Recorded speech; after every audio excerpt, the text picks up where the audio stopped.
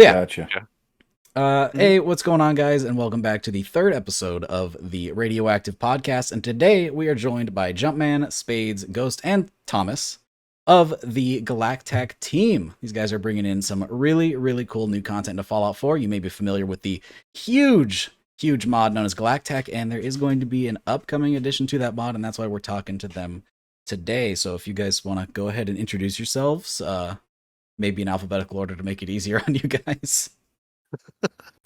That means you, Ghost. All right. Well, yeah.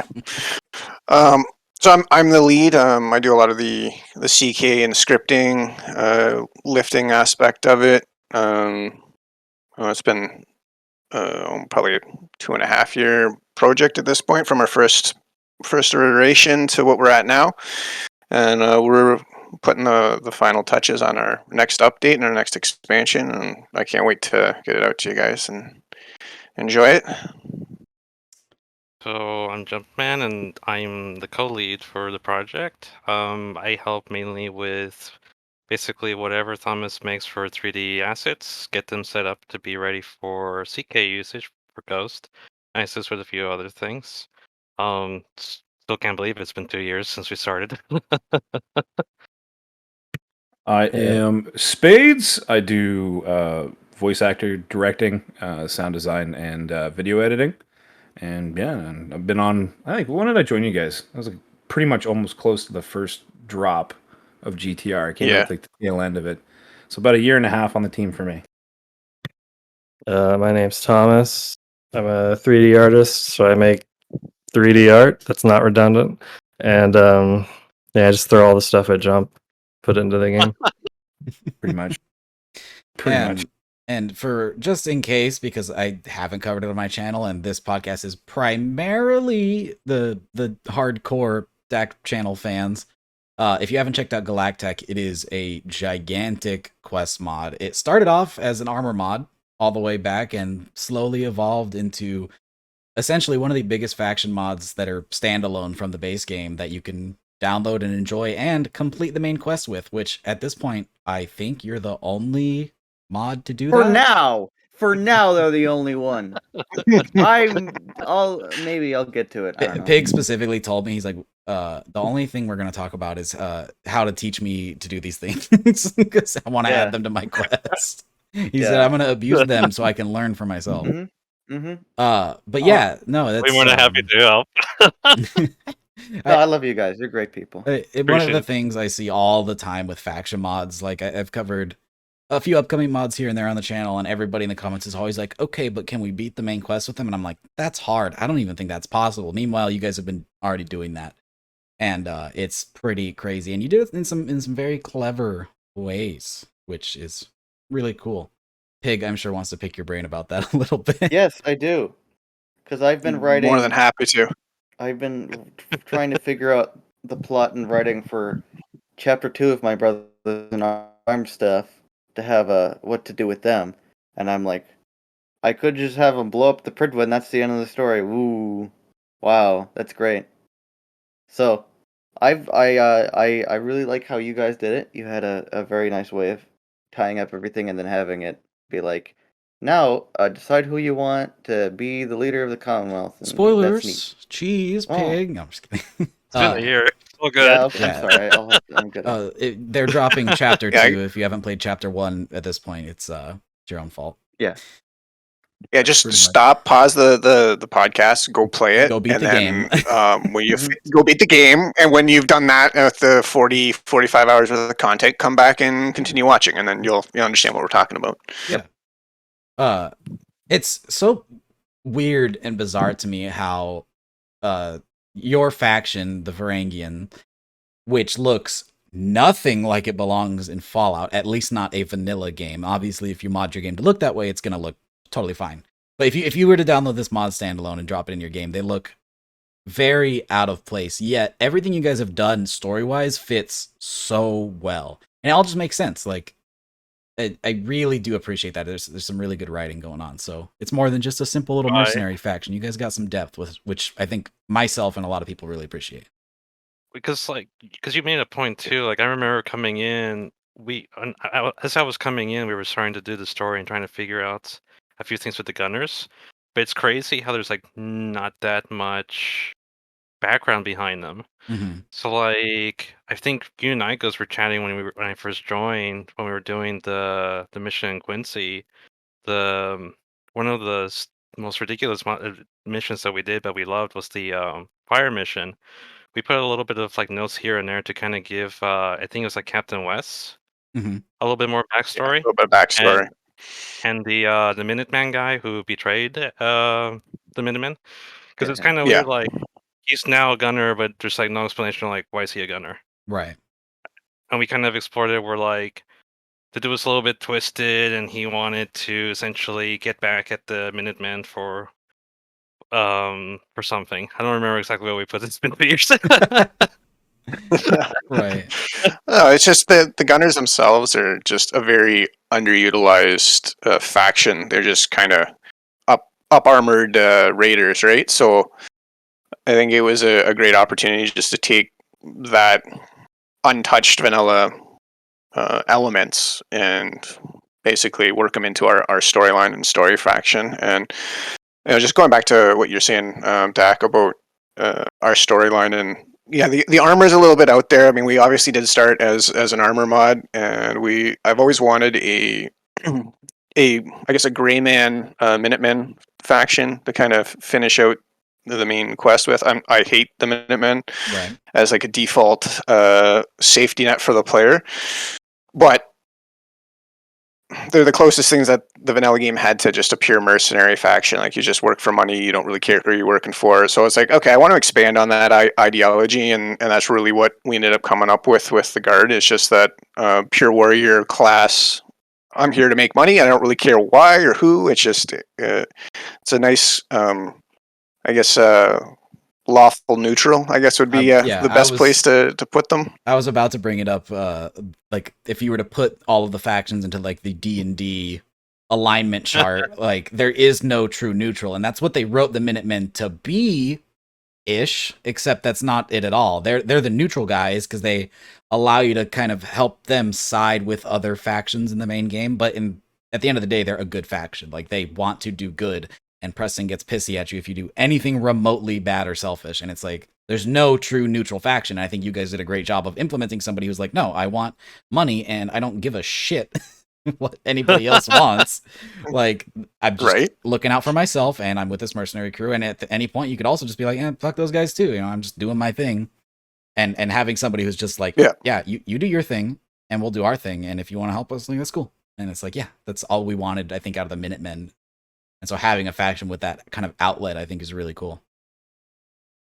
Speaking off of that stuff, though, Ghost, you should probably talk about the idea that we have about branching out into the different type of thought processes. So for Mercs and Music, the writing we wanted to go forward was because now this main storyline's done. We're no longer anchored. What do we want to do? So we floated around this idea of it came from Ghost initially of this like kind of good and evil system.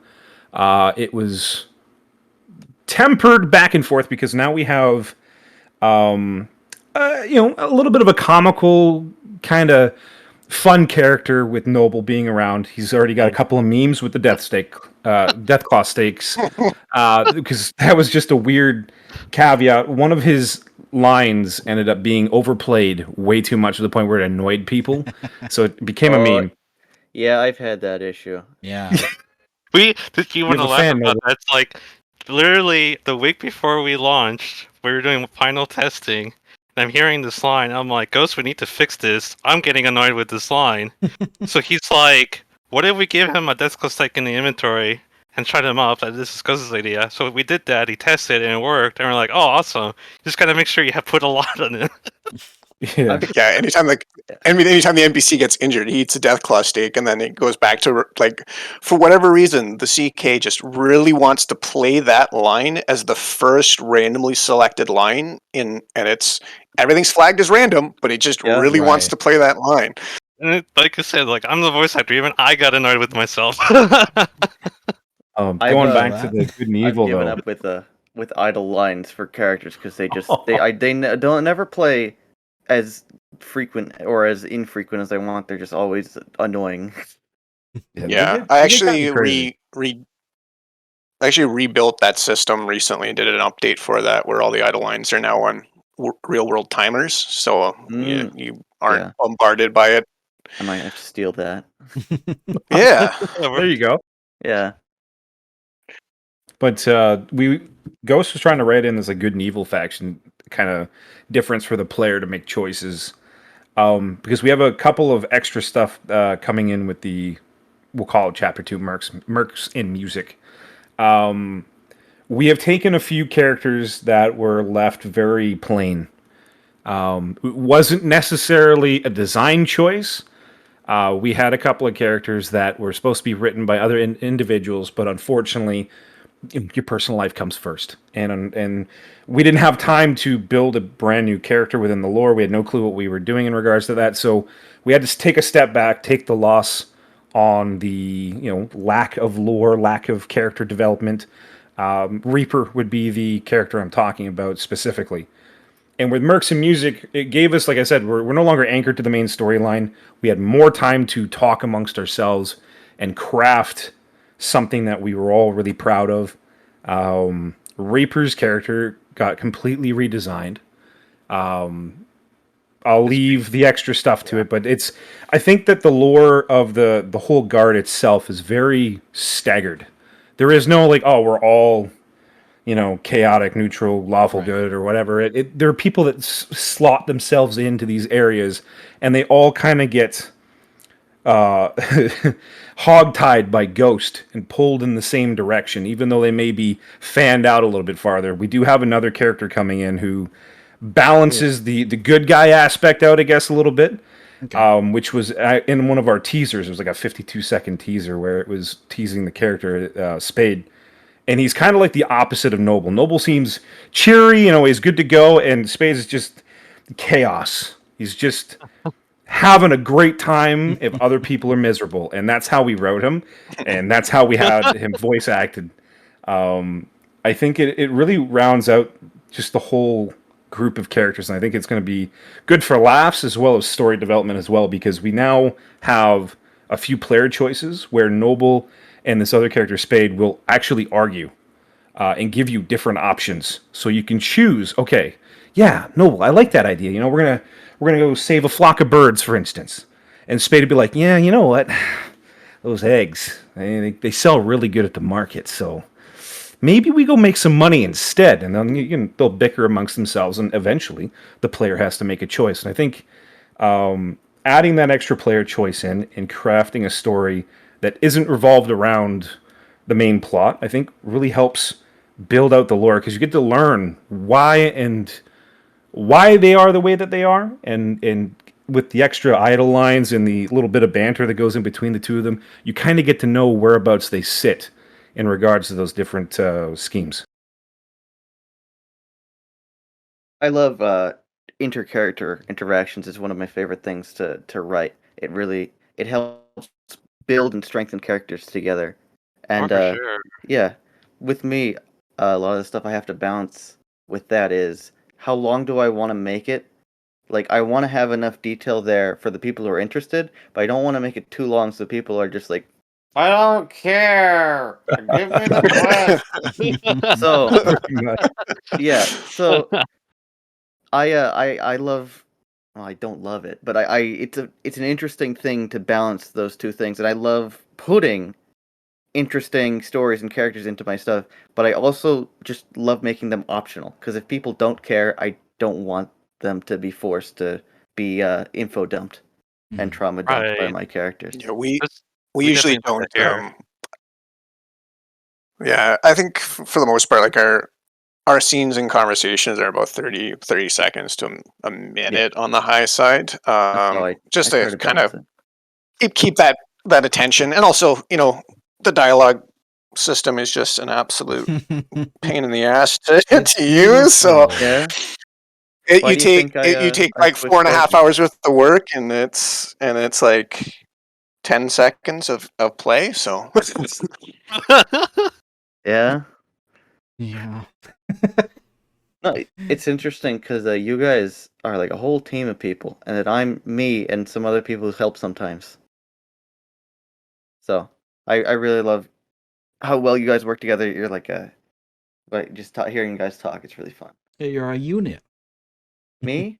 Well, Yeah, No, them. I write direct. Oh, But yes, no, Pig, I'm you're also a unit. you're one man. I- You're a single unit. I You're write good. direct, script, implement, quest, texture, model. No, I don't. Yeah, who models Make for you, Pig? weapons. Yeah, I forgot the rest. I do a lot of So stuff. as a lead, I can't tell you enough how great it is to be able to find a second that I can be like, you know what, I don't want to do this. You do it, and yeah. then get back to me when it's ready to go. Yeah, I'm See, glad I it's at funny least too. have some people for art stuff and for music stuff. So because I can't do that. That's good. Pig It's is hard a, though to find those two, but that's awesome. Pig is a strong, To find It's also independent hard to modder. find. Don't need no man. Yeah. No, it's also really good from a writing perspective too. Like, pretty much everything in GTR, from the conversations to the main storyline and plot, was all my writing. I hate writing dialogue. I'm not good at writing dialogue. I suffered through it and did it just for the sake of story. But now that we've got Spades and Jump and a couple other people on board, it's really easy for me to bounce. You know, this is the message of the conversation that I want to convey. Let's get the cadence down right, their lexicon and their vocabulary. Let's use that character's words, and not everyone just sounds like me. Yeah. Giving It's a cool dry too brief, having right? it's cool too having voice actors who are currently voicing the character also have input on writing scenes with their character because they know how that character sounds and thinks and feels, and that's Right. really helps make them feel right and natural, I think. Yes. As opposed to I'm And the I guy highly that writes encourage it. everybody. Yeah. I highly encourage people to let their voice actors have input and to try and write that character, because it takes a little bit off your plate as well from like the writing standpoint, but it also just gives them a lot more depth. Sorry, Yeah. Pig, I cut you off there. Yeah, no, I always, whenever I give out scripts, I'm like, if you don't want to change anything, just let me know and you can go for it. It's like totally fine. And my lead VA, Ben, who I've spoken about, he's a great guy. He voiced Ren in Commonwealth Killer and Lieutenant Ryan in All Americans, and he voiced Admiral Phillips in Brothers in Arms, and also Paladin Whitman, which is fun. So you have a star. He's not an admiral anymore; he's an elder now. But Oh. he's great because I love talking to him about when I've been writing Brothers in Arms lately, because he just turns into Phillips sometimes, and he just writes entire lines about how he feels about the other characters and how they interact and stuff. And it's great to have him write his own character a little bit there. So I get it entirely what you're talking about. And it's funny I'm too out of because breath now. like you bring up the whole writing, because when I came into GTR, I was started as a voice actor. I was trying to kind of learn how to do meshes and such, which helped me kind of secure my spot, you could say, and helped goes with some of the basically setting up the 3D stuff. But I asked Goes, like, is it okay if I edit this? Because Noble's lines, when they were given to me, they were kind of dry. So, like, that famous, oh, I hate MREs, I could go for a Death Class Steak right about now. That was an edit I did. Because I'm like, all the original line was, I hate MREs. I'm like, just want to add a little bit more to it. So, Yeah. the freedom of editing for us has been great to kind of, like, really build the character. Yeah. And their personality. Yeah. And it's great. It's great to have more people to bounce ideas off of. Right. I feel like without all the people I have to help, I would get too far up my own ass. Tell me about it. Yeah. It's nice having some people that you can rely on every once in a while to do the stuff you just straight up don't want to do. Yeah. Well, like when it comes to writing with our guys, it's very chaotic. It's like, oh, I had this idea for a quest. Okay, now you have like a fetch quest. I want to get to say the golden apple, and then one to be like, dude, I was drinking last night. I had this great idea. What if we had like dinosaurs? And that's how it starts. It's really, really weird. It's really, really crazy. We go off of all these weird ideas, and it's just everyone dog piles in on it. Mm-hmm. It's like 6-7 people in our dev chat talking about one thing. When are we going to do this? And then all of a sudden, oh, I wonder what this character would say about this situation. And then that ends up being in dialogue well after the quest has been completely developed, and we have like idle lines for it, or like a quick quip for the character to say, Right. and like Something the I amount got of times fired from, little quote or whatever. Yeah, it's nuts. Well, because like the amount of times Ghost has come back to me like, "Hey, can you add this line in for this character? Can you add this line in for this character?" It's like, okay, yeah, he's been editing again. Yeah, I mean, Never mind. it's honestly great. I was gonna ask, and they pretty much answered it already. How writers' rooms look for you guys? If it's similar to how, say, a big production company does it, where they have all these heads around a table and they just start spitballing ideas until something sticks, and you bounce off of each other, and then eventually you end up with the perfect culmination of everybody's thoughts and opinions, and it just ends up so much better than it could be with just one person spitting all on ideas. I mean, and that's even true with as little as two people. Like this stupid god awful attachment pack I'm working on right now, having Pig hop in and say, okay, but what if we did this crazy thing? And I'm like, no, Ooh, that's yeah. crazy. And then I'm like, but what if we toned it down a little bit to this? And then you always meet somewhere in the middle ground of your two ideas, and you end up with what is probably the more perfect balance of both. The deck, how I do it actually is I suggest something way crazier than what I actually want, and then you talk me down to what I actually want. That's the negotiating tactic. Exactly. And the big brain.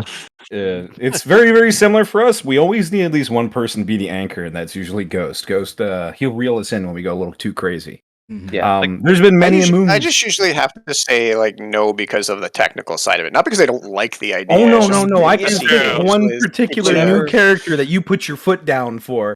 This is true. It's Whenever- very- Yeah, it was all the dinosaurs. It was Yeah. dinosaurs.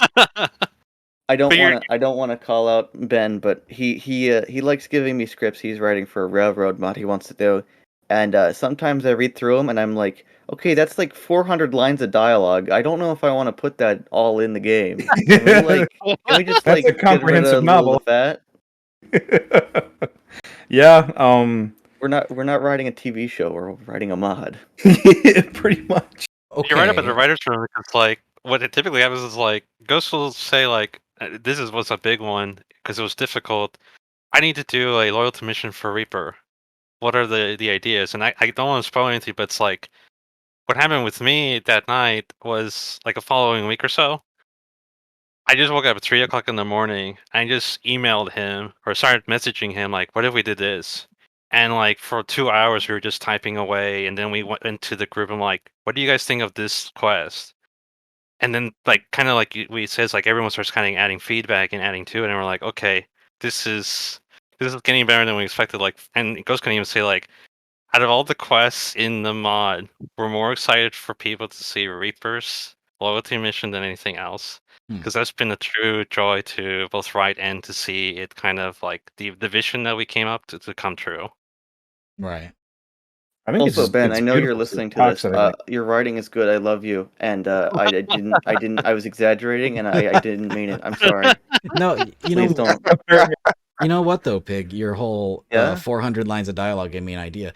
Think Skyrim. You know, you have all the books Mhm. that you can go and read, and I would just watch Mhm. a little video on YouTube about this. How there's just like pages upon pages of dialogue that they just wrote, and most people don't even bother reading.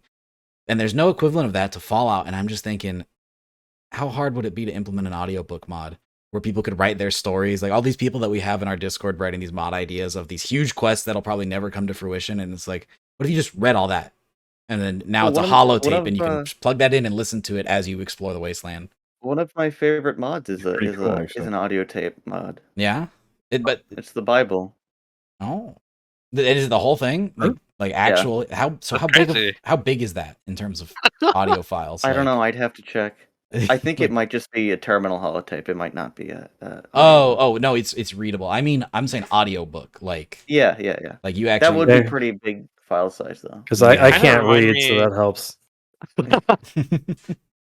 No, You that- reminded me of like what was it, the Codex or something? Because Oh yeah, there was the lore storyteller guy yeah. had Yeah. a codex where he had Oh. all his things, his audio things. I think. Actually, Like never you would checked that type one out. something and your codex would get updated and you can go in Mhm. and it's That like was a pretty portable neat. Wikipediia. Yeah, it was cool.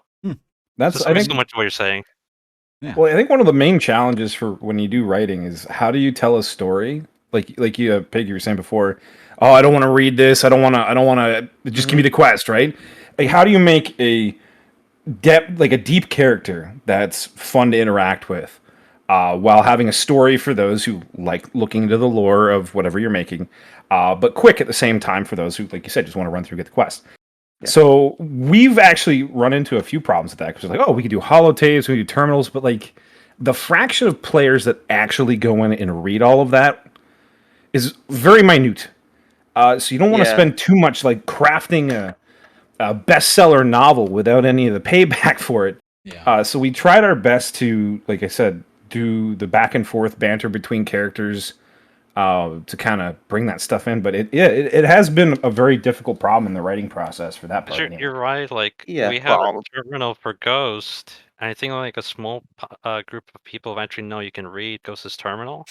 And what was interesting about it was like his, you could say, diary log about the story. Like how did they end up being here, and like it was interesting because like if you completed one quest in their mod or something in the story, there would be an updated log to it to Oh, reflect yeah, that. that's neat with like conditions on the entries. Yeah, Yeah, yeah. but that's a none of great people idea. read it. It's still a Yeah, good idea though. yeah. I've just been trying to keep all of like the extra. If you want to know this, here's a side dialogue option over there. You can pick Oh, that if you gotcha. want. But yeah, but I also a really neat way I had of doing it was I have a one. I'm doing the Redux, and I'm having it where you and Colvin go into the bunker together now to clear it out, and you're walking around and shooting things, and he starts talking about stuff, and it's kind of like when you're walking around with Dance. So he's kind of Mm. has idle lines Oh, about Yeah. talking about what's going on and how they're there and what he thinks is going on and whatever. It's neat. it It's a fun is. way of doing it.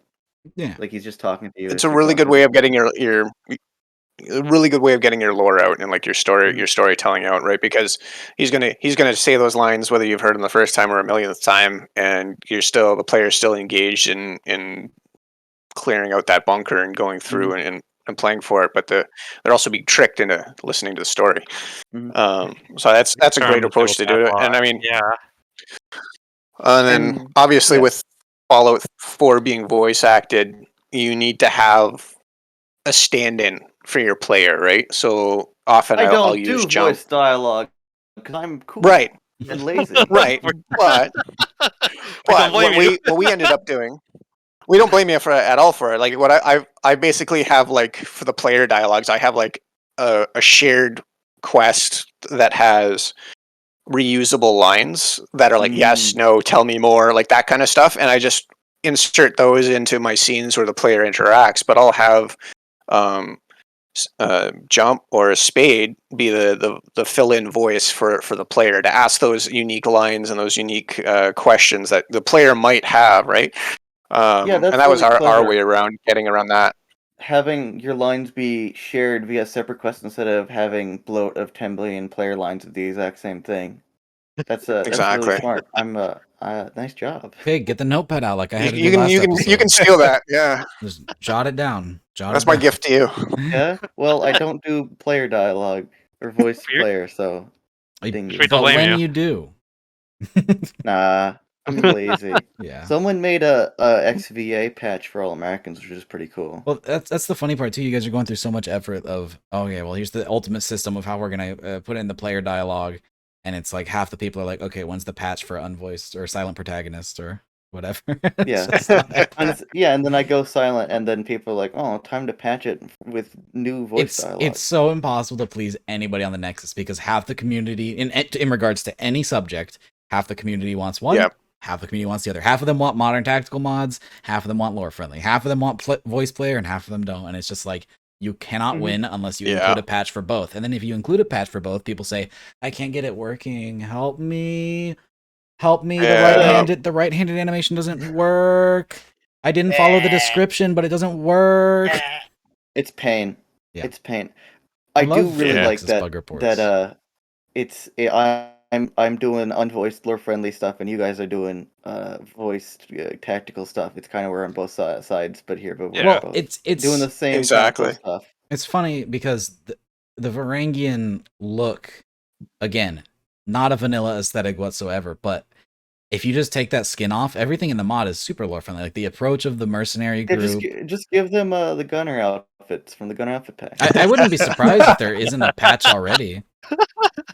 Like I wouldn't be surprised. I if don't think there somebody's is. patched it. I mean, there's probably not one on the Nexus, but some people I've met a lot in our Discord who just make private mods for themselves and then just never talk about it. Yeah, I bet default's new mercenary outfits would work too. That'd actually probably yeah. go really, really Yeah. well.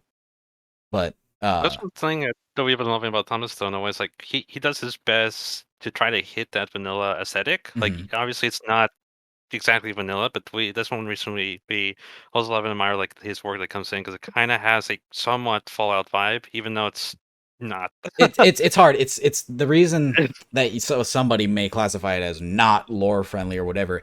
It's Fallout 4's fault because in past Fallout games, this may have worked a little better. Like if you take New Vegas, which has a bit more of a grittier aesthetic and a bit more on the modernish weapons and armors, I think. And you throw if you were to throw this exact same mod remodeled in New Vegas, I think far less people would throw a tissy fit about it. And I've noticed that we talked about it a little bit last episode too, where it's like you get away with a lot more in the New Vegas. Like everybody's favorite mod in New Vegas, Weapons of the New Millennia, chock full of modern tactical stuff, and people can't live without it. You put those same weapons in Fallout 4, people go, "Oh, it doesn't fit," and it's like, well, yeah, because they really screwed up Fallout 4's art style.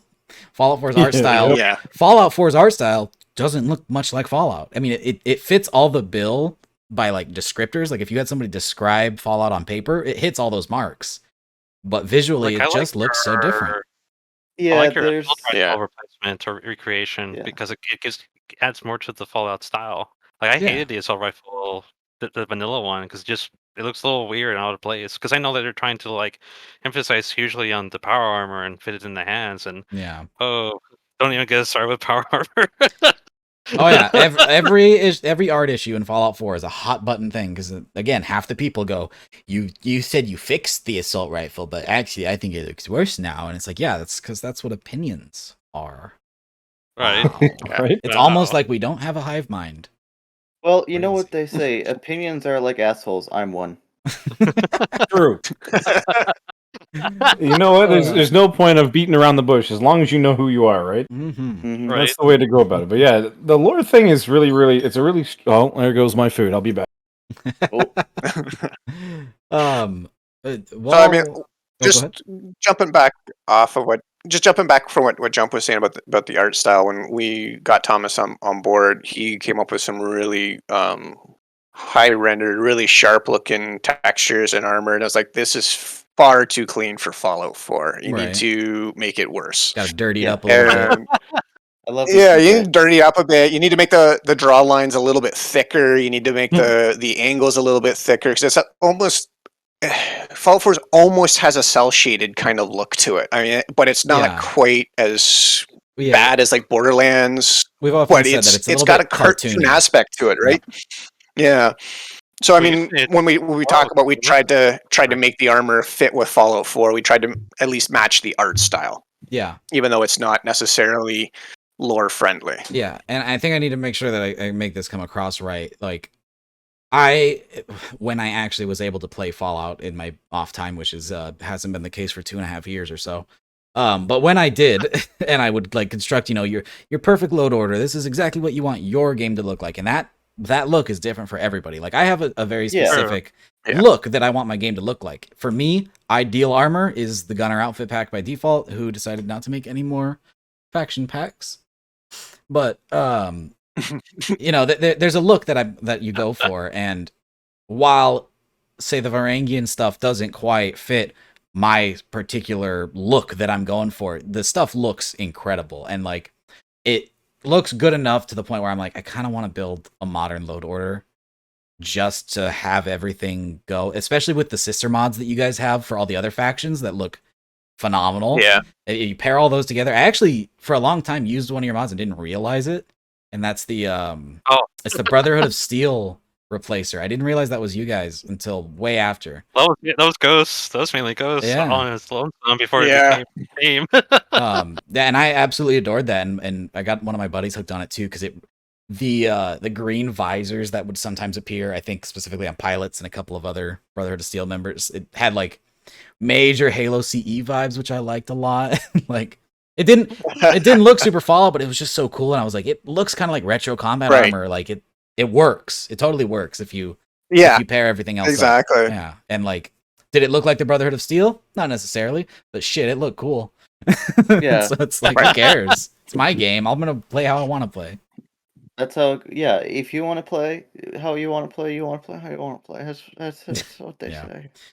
say.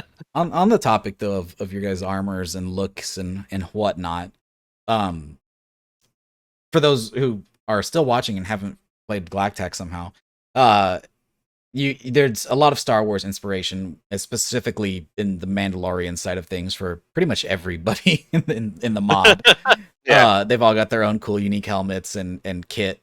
And spoilers to anybody watching who hasn't beaten the first chapter or beaten the game with the Varangians. You guys introduced the Enclave, and they've got a really cool, unique look too. And so I'm curious for chapter 2, as you guys start to branch out, if other factions that you guys tackle with custom armors and stuff are going to have their own unique style, if the Star Wars thing is only for the Varangians, or if maybe you'll pull from other things in Star Wars, like, give a bit of an Empire look to the Enclave, because I think that's something They that could already totally do, work. you dingus. They kind of do, but it's not directly. You know what I mean? His chest pad's literally a snow trooper chest Yeah. Is pad. it really? Okay, hold on. I have to double Yeah, look. helmets. I'm gonna double check. They literally Apparently, have helmets from like the Sand Troopers. hold on. Yeah. No, You've been beansed. do they really? You've been called Star out. Wars merch. I They're really only know there it, for man. they're there for one scene, okay? Man, I didn't know you could use noticed. bean as a verb. I'm gonna use that now. Yeah. Oh yeah. No, I have plenty of fun things. I love Ah, saying bah. beans. I love saying cheesed. I'm That's very good. cheesed with myself lately. I like that. I've been Yeah. saying biffed a lot late recently because Oh, we've been biffed is playing good. Fall Guys at Which is work. pretty sweet. Yeah, biffed is Biffed good. him. Well, do you want to answer Gus's question about the future gear and factions or such? Yes. So the answer to that is yes. As the storyline progresses, you'll be introduced to some new armors that the Enclave will use that are very Empire inspired, as they are, the big baddies that are the Empire, right? So they're gonna be you're gonna be getting a lot more of those armor sets in our next update, along with a bunch of new quests that you can choose to work for them or choose to work against them. So That's a big thing too with Mercs Music. Like we're emphasizing a lot more player choice. So if let's say you're done with the Enclave, you can literally step at that quest and turn on it if you want to. Right. Yeah. Yeah, I love and- player choice. It's my favorite thing to put in because Fallout 4 has none of it. We agree. absolutely, Yeah. absolutely. No, you mean yeah. go there, And shoot And that was this, and the come big back? thing.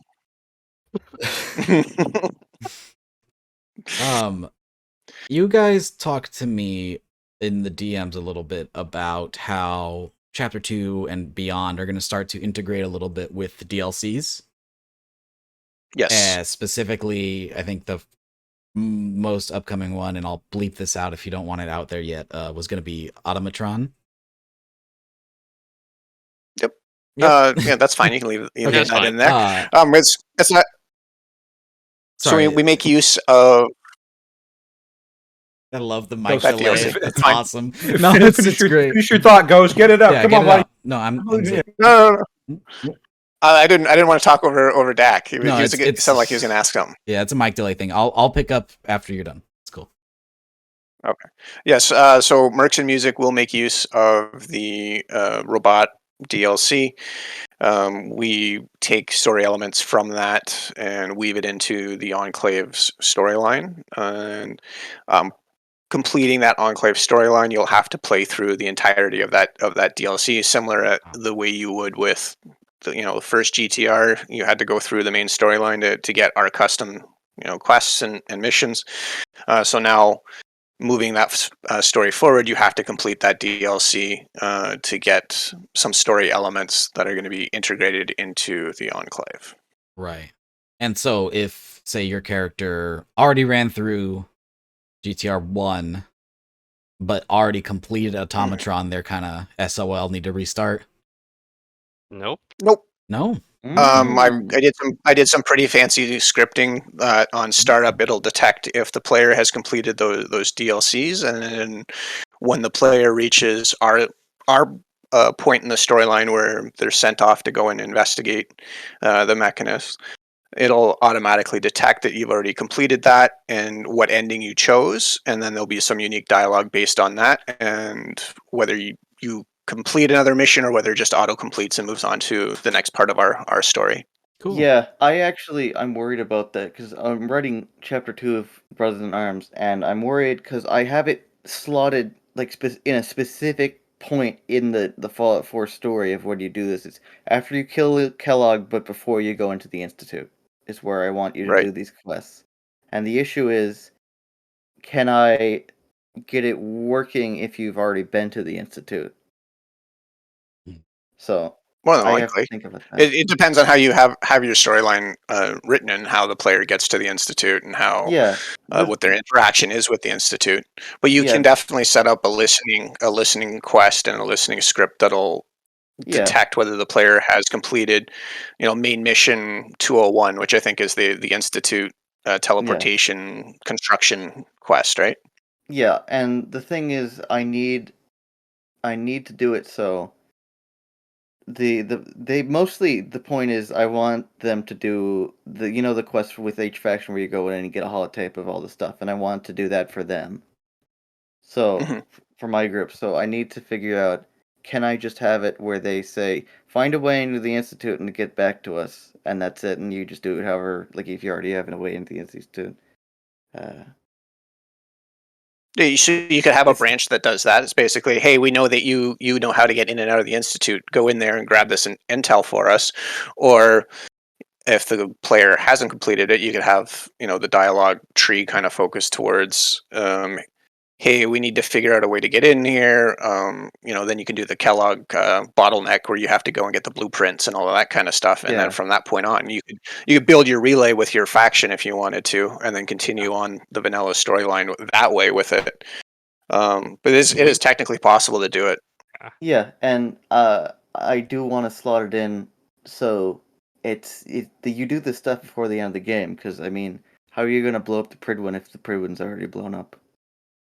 Exactly. I Do mean, it again. you could use a global that the Yeah, you there could is a use the global to that, detect it, but yeah, you wouldn't then get to blow it up with your faction, right? yeah, So it'd be kind of like how if you beat the game with the Minutemen, but you're still friendly with the BOS, and they bitch and moan about how the Minutemen were the ones to take out the Institute and not them. Yeah. Like you could play around and with then that you kind of can stuff. yeah, and then you can be like, I guess we'll do it. Yeah. We Yeah. definitely learned a lot with the community, such as like our biggest complaints, like, oh, I completed this quest or killed this person and they shouldn't have.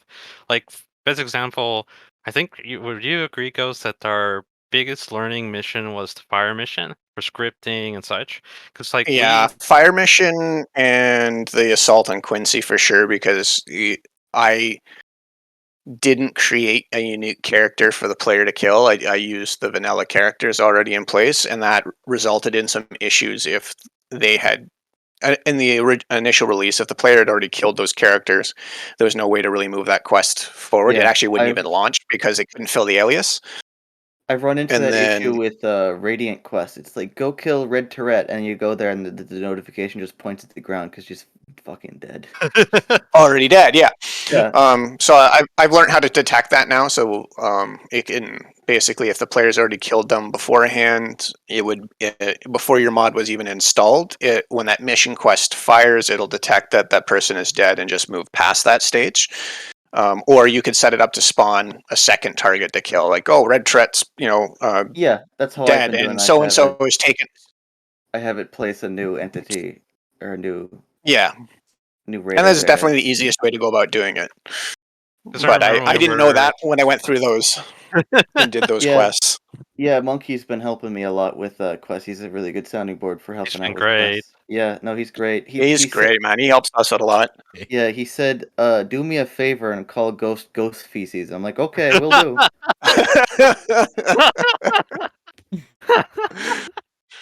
Hmm. It was funny because like Such a we're just gonna add to the fire mission. Like, I didn't know there was different ways to enter GNN Plaza until we had our testers go through it. Like, I didn't know you could go through the second floor and go through. Because originally we had it where you need to grab A, B, and C notes, but we were getting people that were breaking that quest line, going to B first, and because they went to B for, they broke the whole quest line. We're like, what the hell's going on? You But didn't set up a counter for that where you could. those figured it out after. Yeah. yeah. So basically, my learning in scripting was watching Seddon's tutorials online and then Oh, yep. trying to go that way through it. But he doesn't cover off the high end stuff of like using a counter or an out of order operation. He basically just does like you got one objective and then your quest moves forward to completion, right?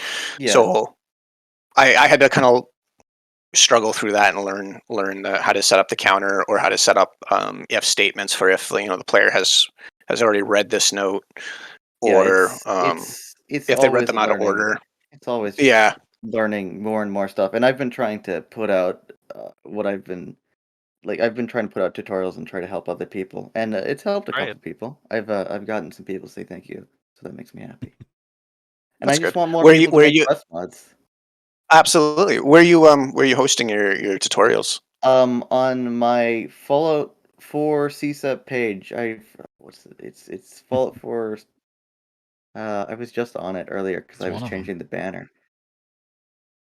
Dak, why don't you link that So page in it's the an off. description? Sure, Pig. Is it an off I'd Nexus? be happy to. It's it's on YouTube. It's Fallout 4 CSEP. Do you not link those on your Okay. mod pages? Do I not? I should. I Yeah. should do that. I really should do that. All right, time to do that right now, live, everybody. Oh my god. Well, he does that. My composer's uploading a compilation of music he did later today on that page. I gave him the password. He's gonna log Oh, into that's all my exciting. bank accounts and stuff and steal all my stuff. Hopefully. At least you know it's coming. He doesn't hear this either. Hopefully, he doesn't hear this. He's like, yeah, it's a good idea. I didn't think of that. Yeah, Where's your well, question, Dak? Yeah, going all the way back to Automatron. We were talking about how the Varangians have their Mandalorian look and the Enclave will have their Empire-inspired look. Is there any chance we'll see some cool new additions to Automatron? Maybe droid-inspired looks for some of the robots, or is that that would be sick. out of the question? Or It's is that not out of the question. It spoilers? is. No, it's not. It's not spoilers. I can tell you right now that at launch we won't have anything for like robot components and droid components. It is something that we do want to play around with. I have to figure out how on the NIF side of it the robot parts work because Yeah. Tell me they're how all to do it. interchangeable. And that's where I'm stuck at right now. Like obviously my focus has been on the quest writing, bug squashing those quest bugs when they pop up and putting in voice lines. I haven't had time to dig into the meat and potatoes of the It's actual NIF side of those robot parts. from the little I've looked at it, it's kind of similar to how armor add-ons kind of work. Oh, Yeah. thank God. That's what I like was how- hoping because Yeah, it's kind of similar, kind of how like power armor works with modifications and Right. stuff. yeah, Monkey That might sounds know a good. thing So or if- two if about that's- that. Yeah, he's Oh, smart. yeah. Just smart So if monkey. that is the case, then yeah, it'll be something we'll probably throw in as an add-on to our add-on a little bit further on. Like we do have like assets created for it and to use it. I just have not had the opportunity to Yeah. sit down and learn that. I've seen a cool. couple of your guys' posts on ArtStation and whatnot. They're pretty neat. Yeah, I'm That's surprised that it hasn't been done before because people love the mods that add on to the Automatron robots and stuff. I think we've seen Mech Warrior ones and a couple other Yeah. things. Or less.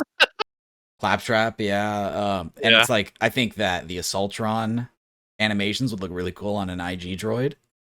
I Oh, find, yeah. Absolutely. Yeah, I that think, would be cool. you could easily take Thomas, a are you Robo taking notes? Brain. Yeah, write this down. Oh, no. Write this down. You have to remember these for me, bro. I'm not. This will be I on. got You're forgetting this is a I got you, podcast. You can Thomas. come back to it. Yeah, That's true. that's true. I got you, Thomas. Rewatch it 18 times. Make sure you don't have ad block on. Um, but no, I think the Robo Brain could totally be R2 units. Like you could do some cool stuff. I think. Yeah. Oh yeah, absolutely. We could do some pretty interesting Oh stuff my with God. it, and The Protectrons could be it is something we want to work on. protocol droids because they have the goofy walk. They're like, oh my God, I hadn't thought about it just that. works. Right. It just works. There's a video on Yeah. YouTube of someone who switched out the animations on a Protectron to use Assaultron animations. Oh, that's weird. Sounds awful. It was scary. Yeah, just running at It you was full like- speed. Yeah, and like it like did the you know? yeah, that one. Yeah. Like, That would like actually he's be a been really, lifting. yeah, like a really funny mod for like a Chad Assaultron that has the proportion, or a Chad Protectron. It has the Assaultron proportions, but the Protectron part. So he's got a massive head, but just like a really lean, muscular body, and he just sprints at you, just coming crazy. Pig, get on that. You got to get a gym bro to voice that too. Yeah. It'd just be absolutely mania. I've been I know the guy who did it. I wonder if he still has that stuff. We did the stupid DAC companion, which is people asked for. Oh no, that's awful. Don't play that. No. But since we did that, I'm thinking that it would be really, really funny to make a robot companion, and I would love to voice it. Because I messed around with some After Effects stuff and putting on like the robotic sound effects. I matched. I did a Victor pretty good from New Vegas. I remember we were goofing around about that. Ooh. Yeah, I think that'd be. Yeah, I'm writing your name down. Okay. I mean, geez, if people ever wanted me to do voice acting, like I have a good mic, so Hey, Dad, I can. Can you voice the Luckily, nobody ever asks. Securitrons? I could. Yeah, that'd be sick. Yeah, I don't mind. Yeah, we're honestly in regards to voice acting, we're always looking for people who are willing.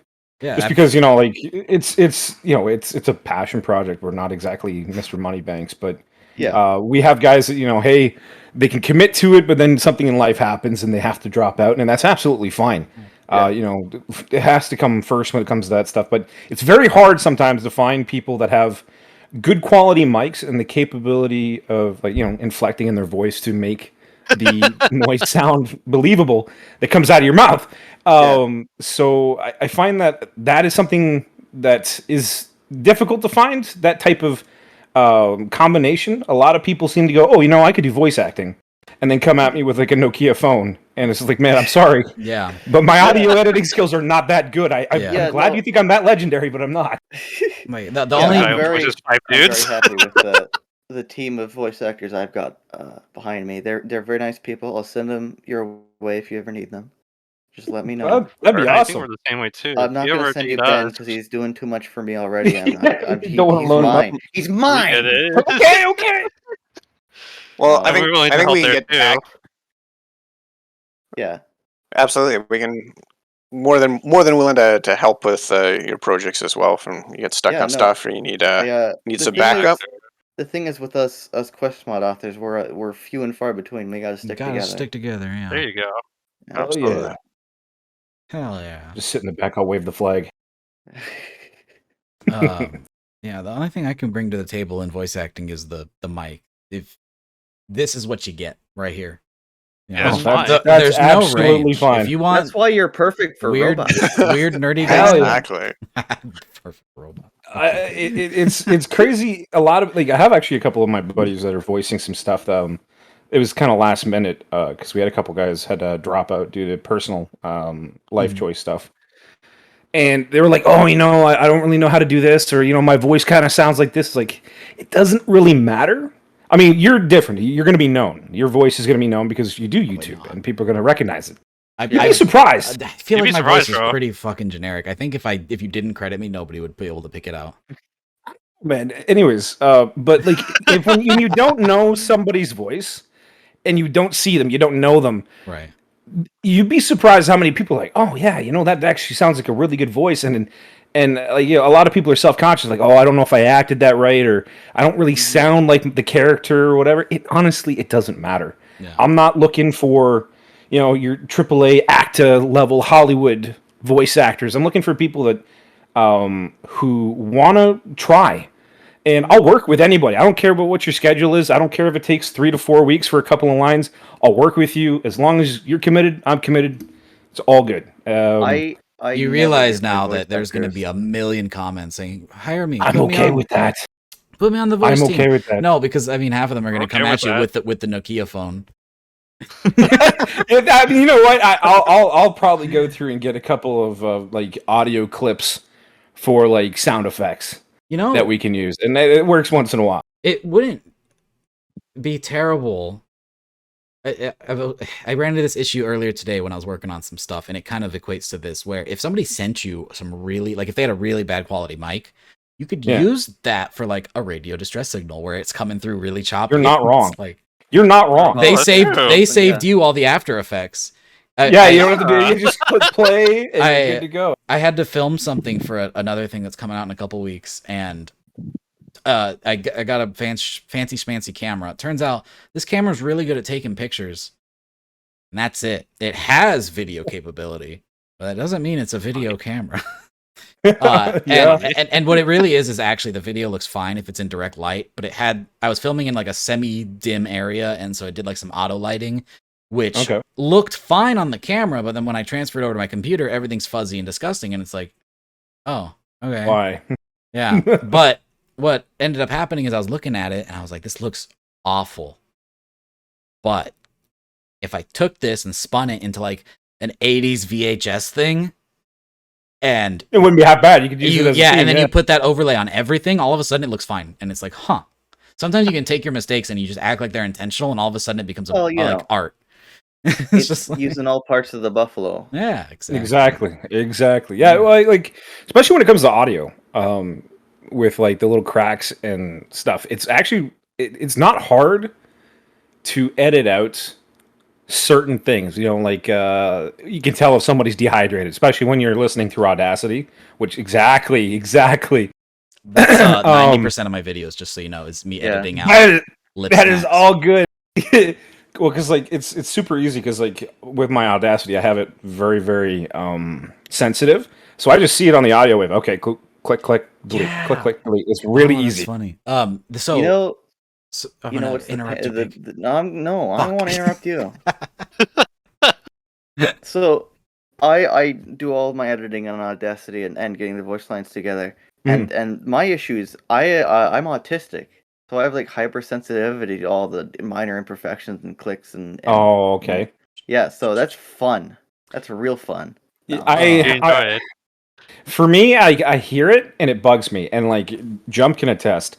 Oh, that I'll- one day I'll when you're go- hearing twice. Dude, hey, that was rather funny. I can hear. I have shit hearing due to my own profession for dumb things throughout the years, but I was hearing like slight echoes in people's mics, and I was like, I'm going nuts. I'm going crazy. I must be paranoid. So I brought 3 more people in. I'm like, can you just this one spot, just this 1.5 second audio clip? Can you hear this slight echo? And after a while, we actually found out it was actually the audio playing through his headset, going through his mic somehow. And it was driving me nuts. Because I was like, there's no way. I didn't hear it. Absolutely no way. Yeah, he couldn't hear it. So he's like, oh, there's you know, he starts putting blankets up on the walls. He starts putting pillows around him, trying to get this echo to go away. And it ended up being just the mic was, his mic was so sensitive that somehow it was picking up what was in his headset. Yeah. And I was like, oh my God, Jump. It's your goddamn mic. Turn that shit off. I'm lucky enough that with the new mic, I don't have the lip smack problem anymore. But on the previous mic, I could recognize the wave format in the audio file. I'm like, lip smack. I can count them all. I can look at them all. I'm like, yep, that's one. I know. I can I'll memorize. I remember doing a lip smack in that take, and I look and I'm like, yep, there it is. Edit that out. Yep. I've also, and I don't know how much you do this. I feel like with voice lines, you probably just do the one take, but I'll do 3 takes for a line, and let's say I'm in a mod section or whatever, and I'm talking about something, and I fuck up the line, and it's like, okay, start over from a certain point. I'll just pick a point in that line and start again. I won't do the whole take. Yeah. Because, and what I found, We do that at times. what I found is I can stitch together these scenes of 80 takes, and it sounds like it was all one sentence with no breaths.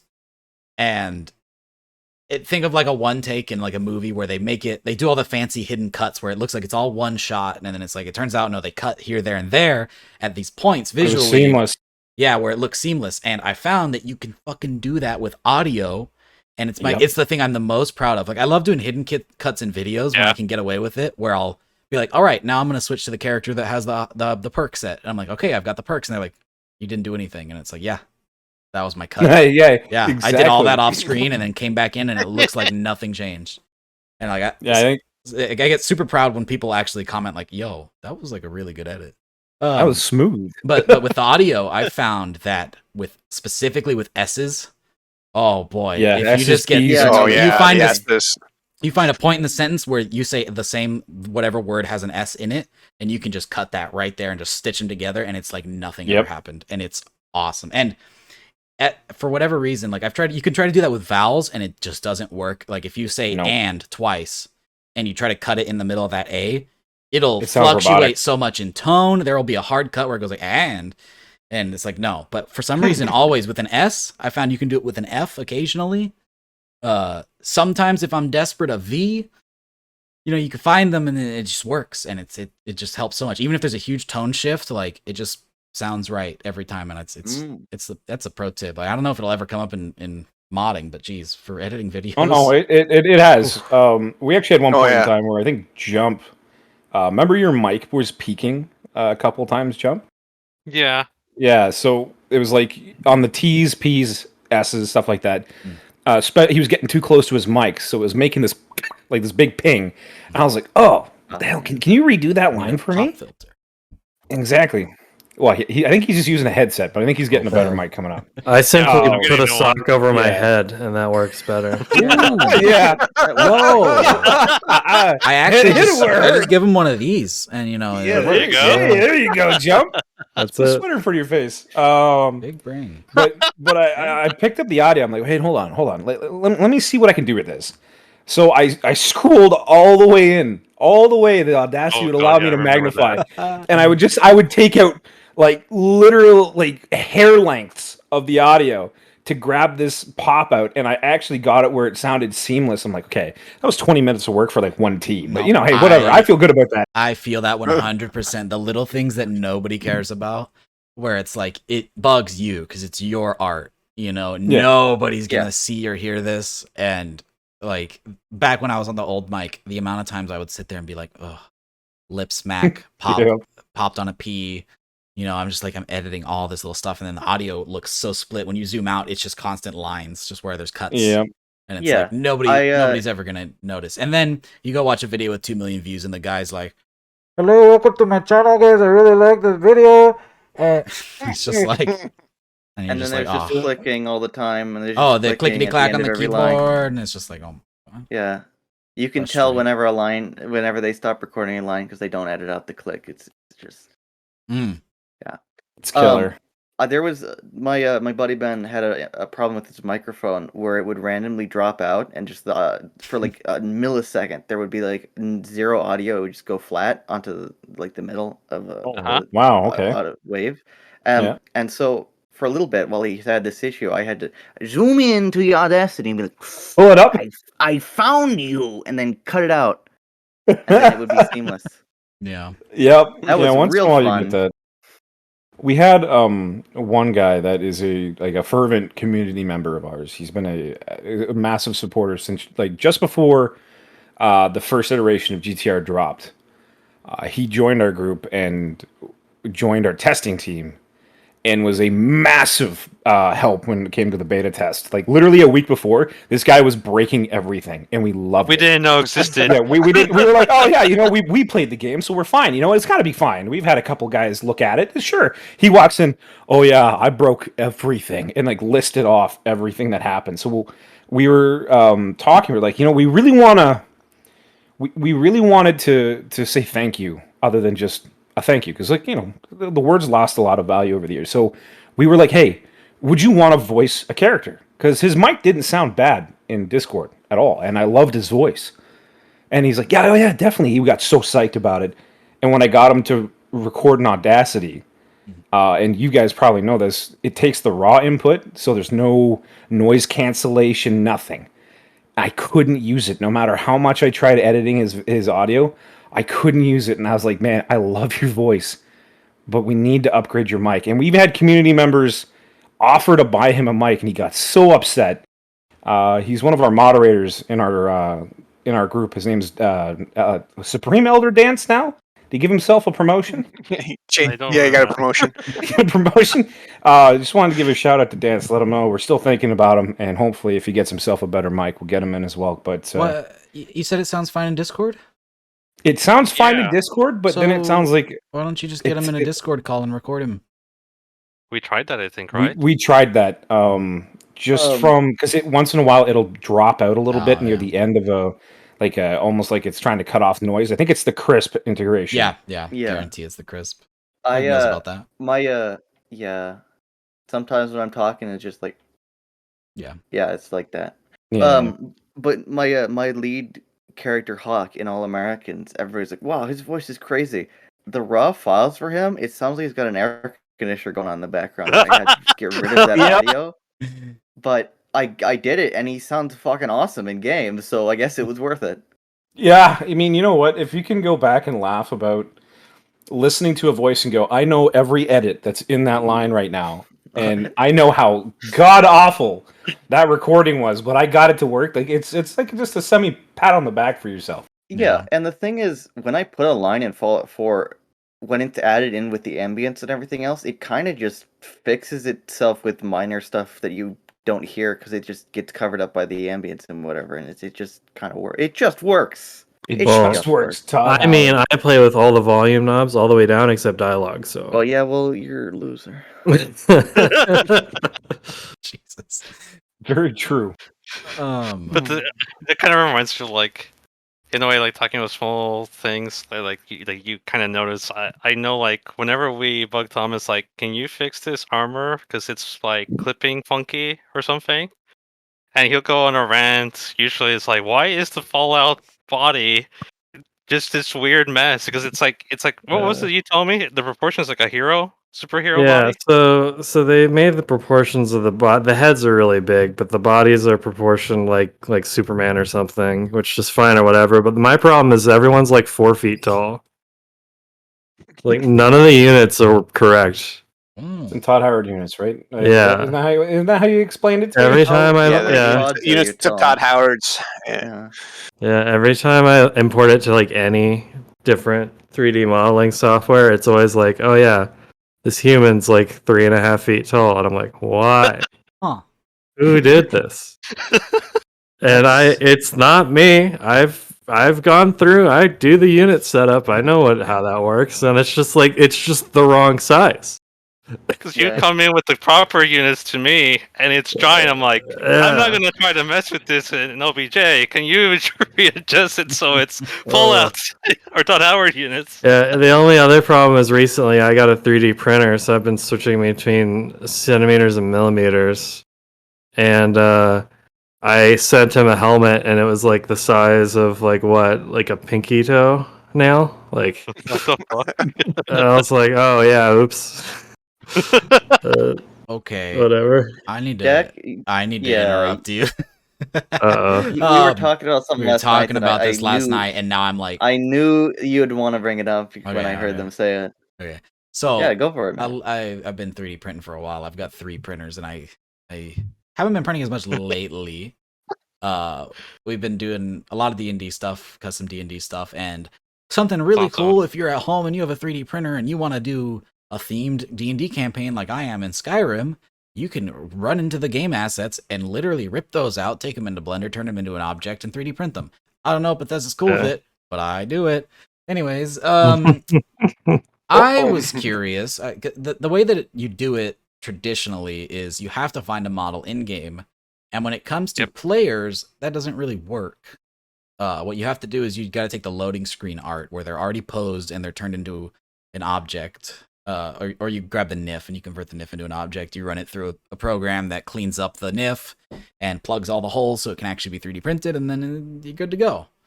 But what I was curious about, because that system is very limited, we're going to be moving into a Fallout D&D campaign that we did before, and I used to hand make all the minis, but now that I'm at the 3D printer, I'm like, I really want to 3D print some minis. Spoiler, there's not a ton of Fallout minis out there that you can 3D print. If you go to Thingiverse, there's a dude who made replicas of all the RPG minis. I've seen some, but I haven't seen any for Fallout, but I'll have to look into that. He's got a whole bunch. I'll look into I haven't that. printed any of them. But Is that a link, Thomas? But one thing I was curious about, since you guys are people who work on armors occasionally, how difficult would it be to hypothetically pose a figure in an armor set and turn that into one solid STL? Very annoying. I've already tried. Okay, I was worried. There's so many bits. Like I'm and I switched to Moto because that's what we use at work, and Moto has a really interesting way of baking, so my topology is like complete crap. Right. So fixing it's like really annoying. Because like with I'm still trying to figure it out, like an easier way, probably with like ZBrush and like just like jamming them all together and then retopologizing. It's a nightmare. That sounds not fun. It's not. Because with Skyrim, it's as easy as just taking loading screen art, or you can just buy figures, because there are figures on Amazon. I just bought like $120 worth of Stormcloaks. Oh my god. Hey, I needed an army, okay? Look, but there's just not as much for Fallout. There are some Fallout minis for sale out there, but it's very limited. And the other thing with Skyrim's medieval, so if you have a stand-in figure, like, oh, I need a wolf, like there's a million wolf D&D models you can get, you know? But for Fallout, that's just not the case. You know, if you want a gunner, like you have to have a gunner. So I was just curious how difficult it would be to pose and print somebody. I suppose the other alternatives is you could take the armor pieces individually, find a D&D mini that's pretty plain, and then hand piece them on there, and then pose them with a gun, because those are models. I guess I could do that. It's like a lot of editing though in order to do that. It's some. Well, See, he just wants to do this so he doesn't have to do the attachment pack. No, this is off time. He's just putting it off. No, just putting it off, just leaving it to the surely wayside. not. No. Yeah. We only have to make like 400 attachments. Yeah, people keep thinking this is going to be like a 2-week project. I'm like, do you have any idea how many guns are in the game? Plus the DLC. Yeah, very true. Oh my god. Yeah, It took me like 2 months just to finish the combat rifle. Jesus. Like guns and armor though. Yeah. It's kind of, oh my lord, going off of like how our whole group works. When it comes to like say an info dump that we get from Thomas for the 3D art, we'll be just like hear nothing from him for a week, maybe a couple of days, and then all of a sudden it'll be just like, look what I can do, and it's just 100 friggin' pictures. Yeah. I'm crying internally. Yeah, because I haven't set it up. I'm also happy. Yeah, right. Here's 200 bits of armor. Jump, go and play. And you just hear the internal screeching coming from the other side of his mic. Yeah. Go implement the lumberjack power armor helmet that has hair on the fucking top of it. I won't forget that. Oh my lord, there's so many things, Thomas. I get it. The beginning of any project like that is just so daunting. You think about it and you don't even want to start. But then once you have your first asset, then you're like, oh yeah, this is why I do it. And you start making more and more, and then you hate it. What's helped me, because this is like the crazy thing. So when Thomas sends out the stuff to me, he doesn't have anything to convert the PNG files to DDS. So if he sends me 24 files, normal maps, etc., I have to kind of convert them one by one. I had enough of that because it would take me like 5 hours to set up, one arm with all the camos that we put in. Right. Oh, jeez. Ugh. There's an awesome tool, and I'll send it to you as well, that I found that converts any file format for images to DDS, and it's like two clicks and converts it in seconds. So like, and you can do it. After that, I'm like, Thomas, bring it on. I'm ready for more. Is it the one that does it in mass where you can feed it 50 files and it just does them all right there? What it does is, let's say your file has 50. it'll look at the file and look at anything that's not DDS, Mhm. and you tell it where what file it's looking into, and then you tell it where you want to dump your DDS files, Mhm. and just do it that way. And there's no limit, so it might be the same. Might Oh, be. I'll also link you. Yeah, absolutely. More tools the better. Right. Gotta Oh, have yeah. a big toolbox. You were talking about weapons for a second. So for the uninformed, Galactech requires RU-556 and a couple of add-ons for it, I think, because all of the Yeah, the mercenaries use armory. that. Um, Yeah. Are there any plans for integrating other mods or possibly some of your own unique weapons with Part 2 that we might see? Maybe some Star Wars inspired stuff, maybe just some other standalone things? Well, Yes. the one thing that a lot of people kept asking us about is we have a bit of dialogue between the character Noble and another character named Wolf, where Wolf had stolen Noble's shotgun. And the amount of people that asked us, well, is there a shotgun in the game? Do you have a shotgun in there? Where's the shotgun? So we have answered. We have heard you. We have put Noble's shotgun in the game for Mercs and Music. It's actually going to be in the trailer that will drop soon-ish. .tm. It is a Spaz 12. We have skins for it. It has I think it's compatible with tactical reload, if I remember correctly. Jump. Yeah. Yeah, But so it's honestly really cool. It's got its own What custom sounds, animations everything. are So you using for that? we have a friend of ours who's been starting out, and it's a huge shout out to him too. It's Mr. Lame Gaming. We He know that did. guy. He's awesome, right? Yeah. So That makes me a big little bit excited. so we asked him if he could help us with some custom animations for the gun, and this is kind of trying to make a long story short for this. For me, I mean, I'm sure everyone has like a white whale for modding, especially for Uh-huh. Fallout. Like you're waiting for X mod. For me, it's always been SPOS 12, Yes. and specifically, if you remember, there was a guy named Gage Storm. Uh-huh. He was kind of making this really good looking SPOS 12, but he kind of dipped. I Right. kept kind of messaging, asking like, "Hey, what's going on? Are you doing well?" and such. He kind of went in his own personal life. But what was nice of him is he actually gave me all the assets to the SPOS 12, and we've just been adding a few things to it. So it's like huge shout out to him for giving us permission to use it, and we're excited to show it off. That's really cool. And that'll be included in Part 2. Yes, correct. Yes. That is Possible standalone release, or you gotta get Part 2 to get it. you got to get part 2 I to think get the it. For way- now. It's a good selling point. It's gonna For make now. people download it. For But now. for now, it is contained in its own ESP, so it wouldn't be that difficult for us to do a straight standalone with it. Right.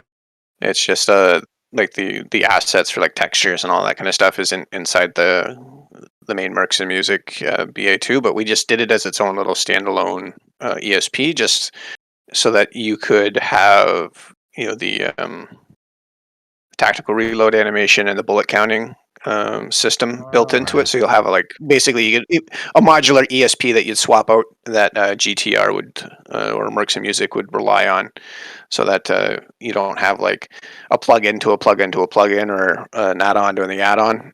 You can just have the one main weapon and just swap it. It's Right. like BR and TR not required, but we also kind of look like most people have BR, right?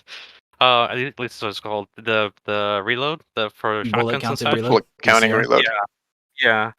But the issue with it being standalone, we kind of had to find out with the original mod author, because it is his original assets. Mhm.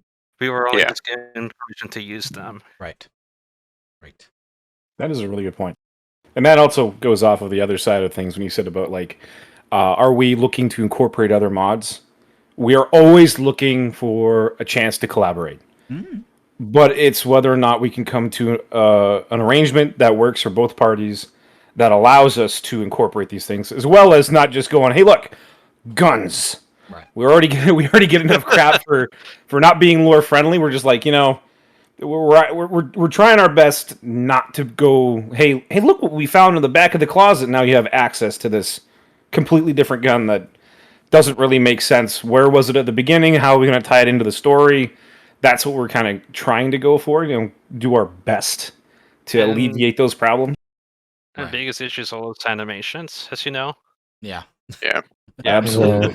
I've modeled multiple guns, and I'm like, hey, can we put this into Fallout? And everyone's like, what animations are you going to use? And I was like, oh yeah, it doesn't line up with anything, does it? You wanna a hot tip?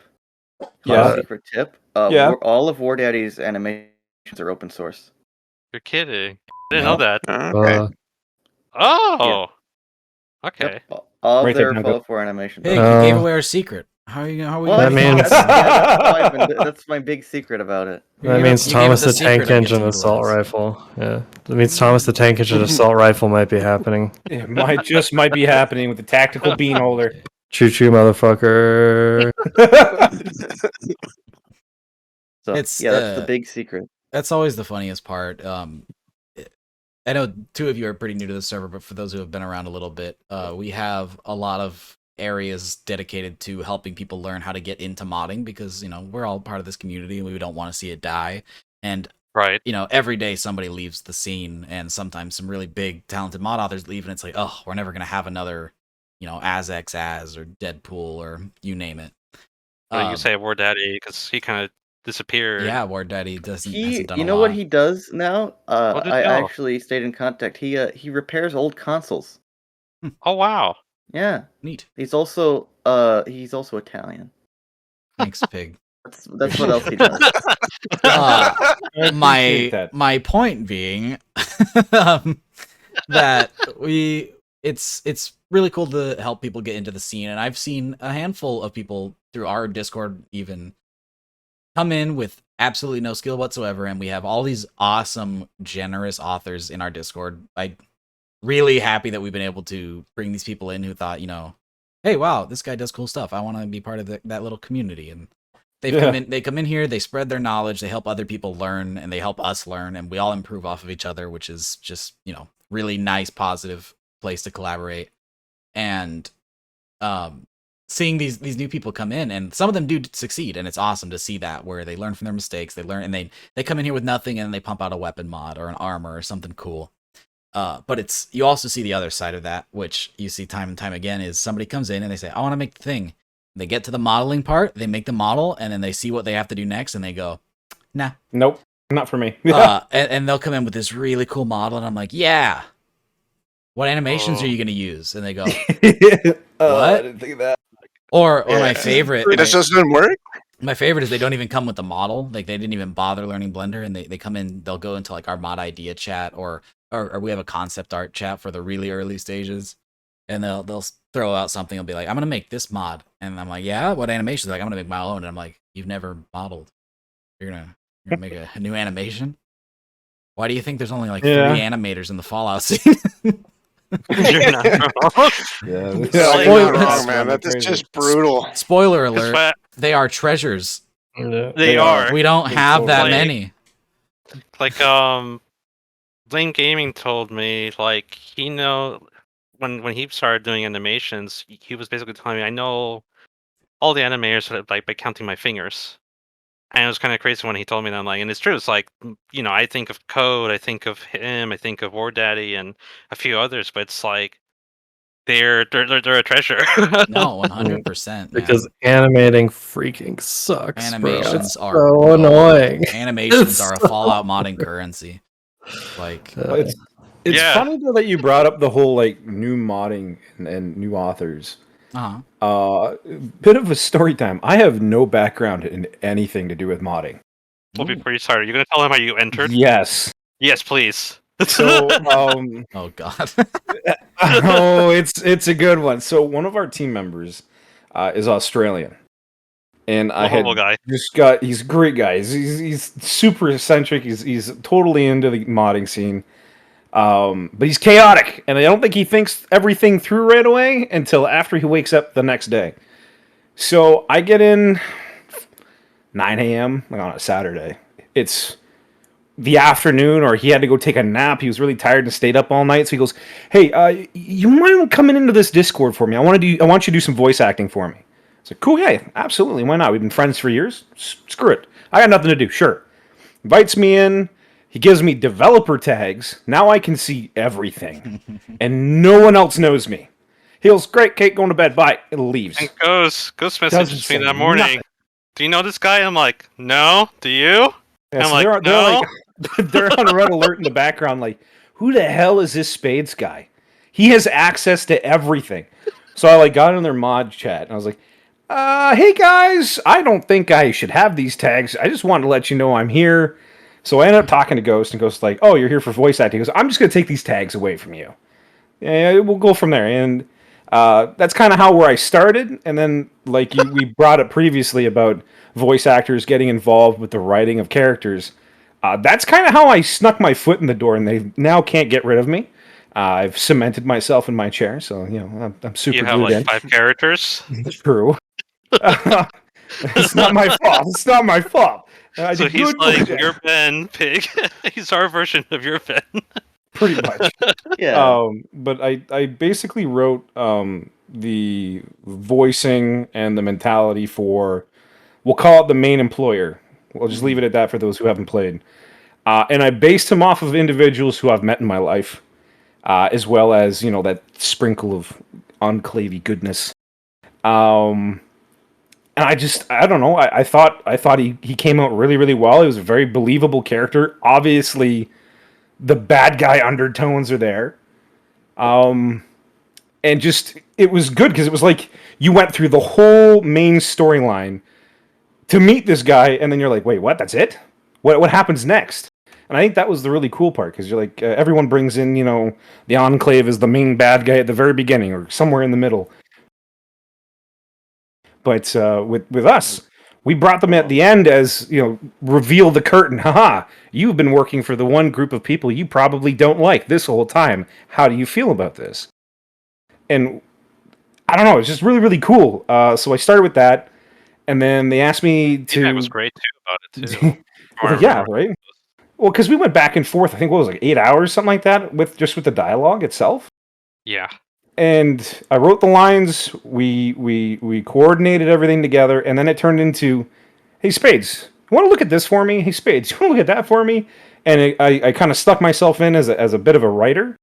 Meanwhile, I have no 3D modeling experience. I've never modded anything in Fallout. I'm like, wow, He doesn't this even is use cool. a mod manager. I'm a heathen. I'm a dirty heathen. I do everything by hand. I don't know how it works, but it does. It doesn't break either, which is hilarious. So he's like our ultimate test of those who don't use mod organizers. Like, can this work without? I just inject it directly into the spinal column of my game, and let me see if this works.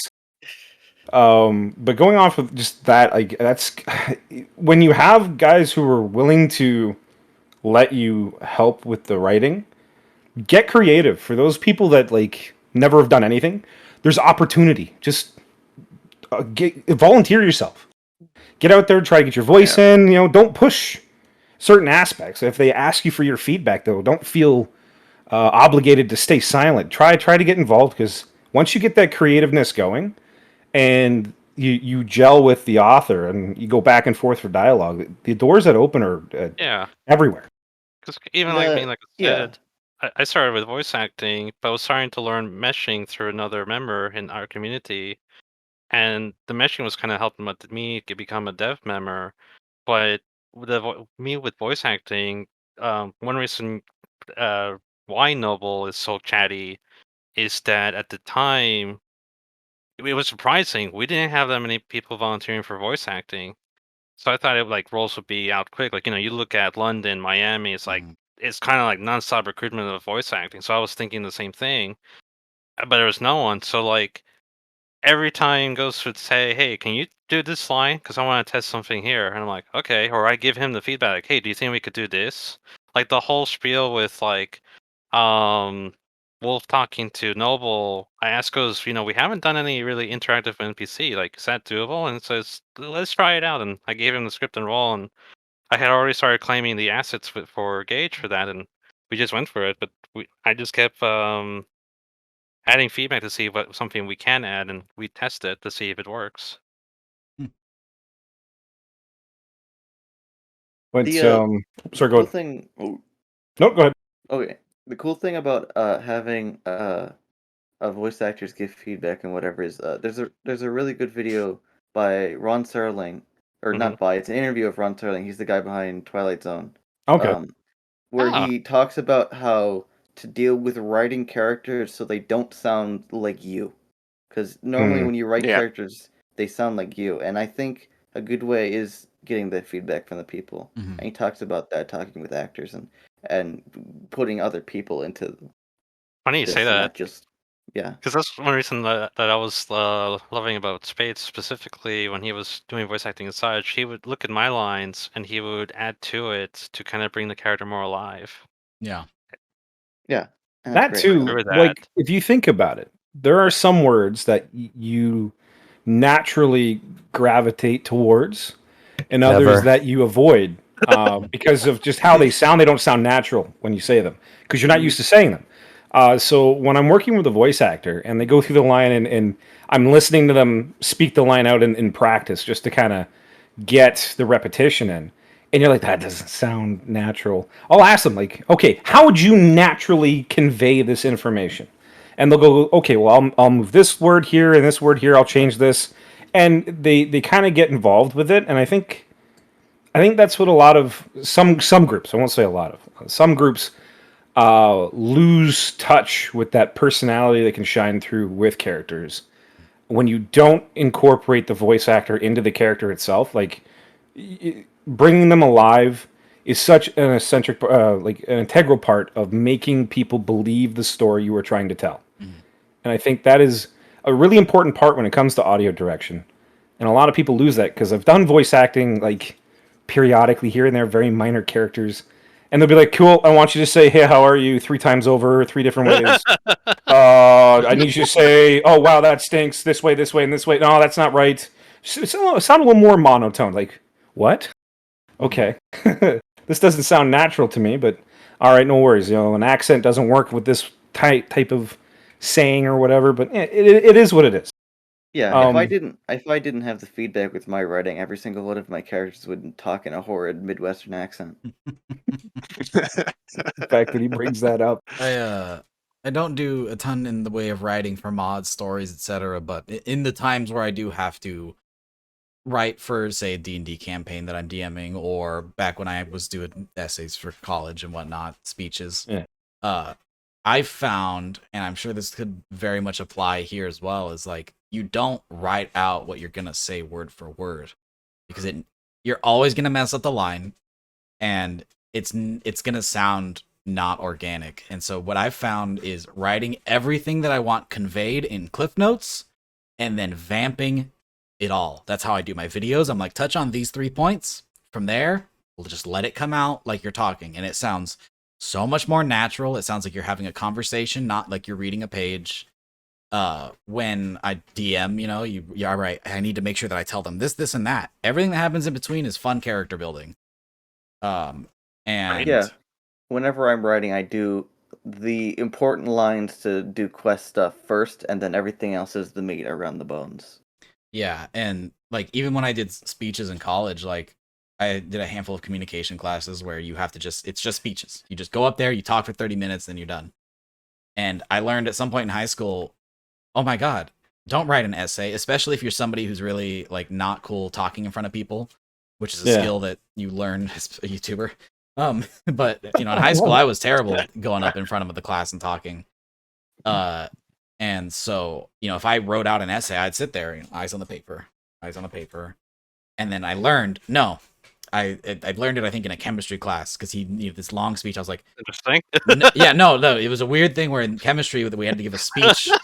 We had to give a presentation on like a certain element or you'd pick up a product in everyday life and you like look up its elements and how they go into it or whatever. Oh, that's cool. That's And so cool. rather than that, what happened is I pushed it off and procrastinated till the last minute, and I was like, oh God, I don't have a speech. And so I just wrote down, like I did a Google, wrote down 5 notes about the thing, and then just like it had to be like, I don't remember, like 5 minutes long. I think the longer you went, the better the grade was.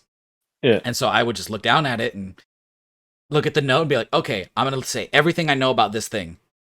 And then just do that for about a minute. Look down again, do that. And I'd like look at the guy and be like, time's not up. All right, look at the next thing. And just keep going and just vamping.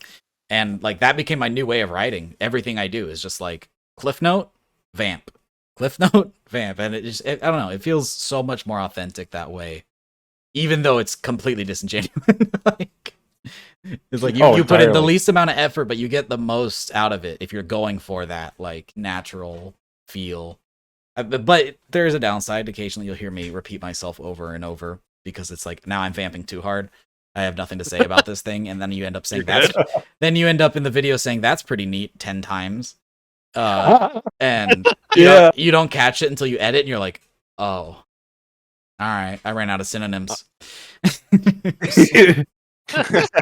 Well, it's like it just comes down to like showmanship, right? You know, it's a skill that you need to push forward and try to develop the best you can because it saves you. Oh my god, when you run out of things to say, it saves you 110% of the time. Just going off of something that Jump just messaged me so I don't know if you guys 100% know this, but our armor system works off of the advanced power. Was it power armor system? Jump? How is that? Yeah, the AP system. Yeah, it basically hijacks the power armor system and the way that the shoulder pieces and legs and chest pieces get attached to a power armor frame. So I did that, but for all of like military style pockets and equipment. So I use that for the helmet and the main chest components, and then like other stuff like the belts and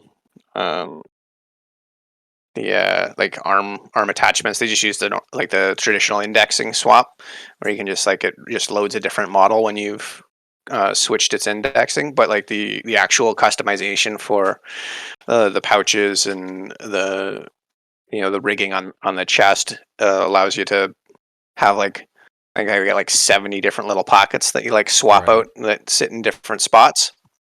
And probably why our mod's so big. The only down, yeah, it's probably just as much work as just doing an indexing system, but it allows for a lot more customization. And the only downside with it is the power armor isn't gender specific, so it doesn't detect whether you're playing as a female character or a male character.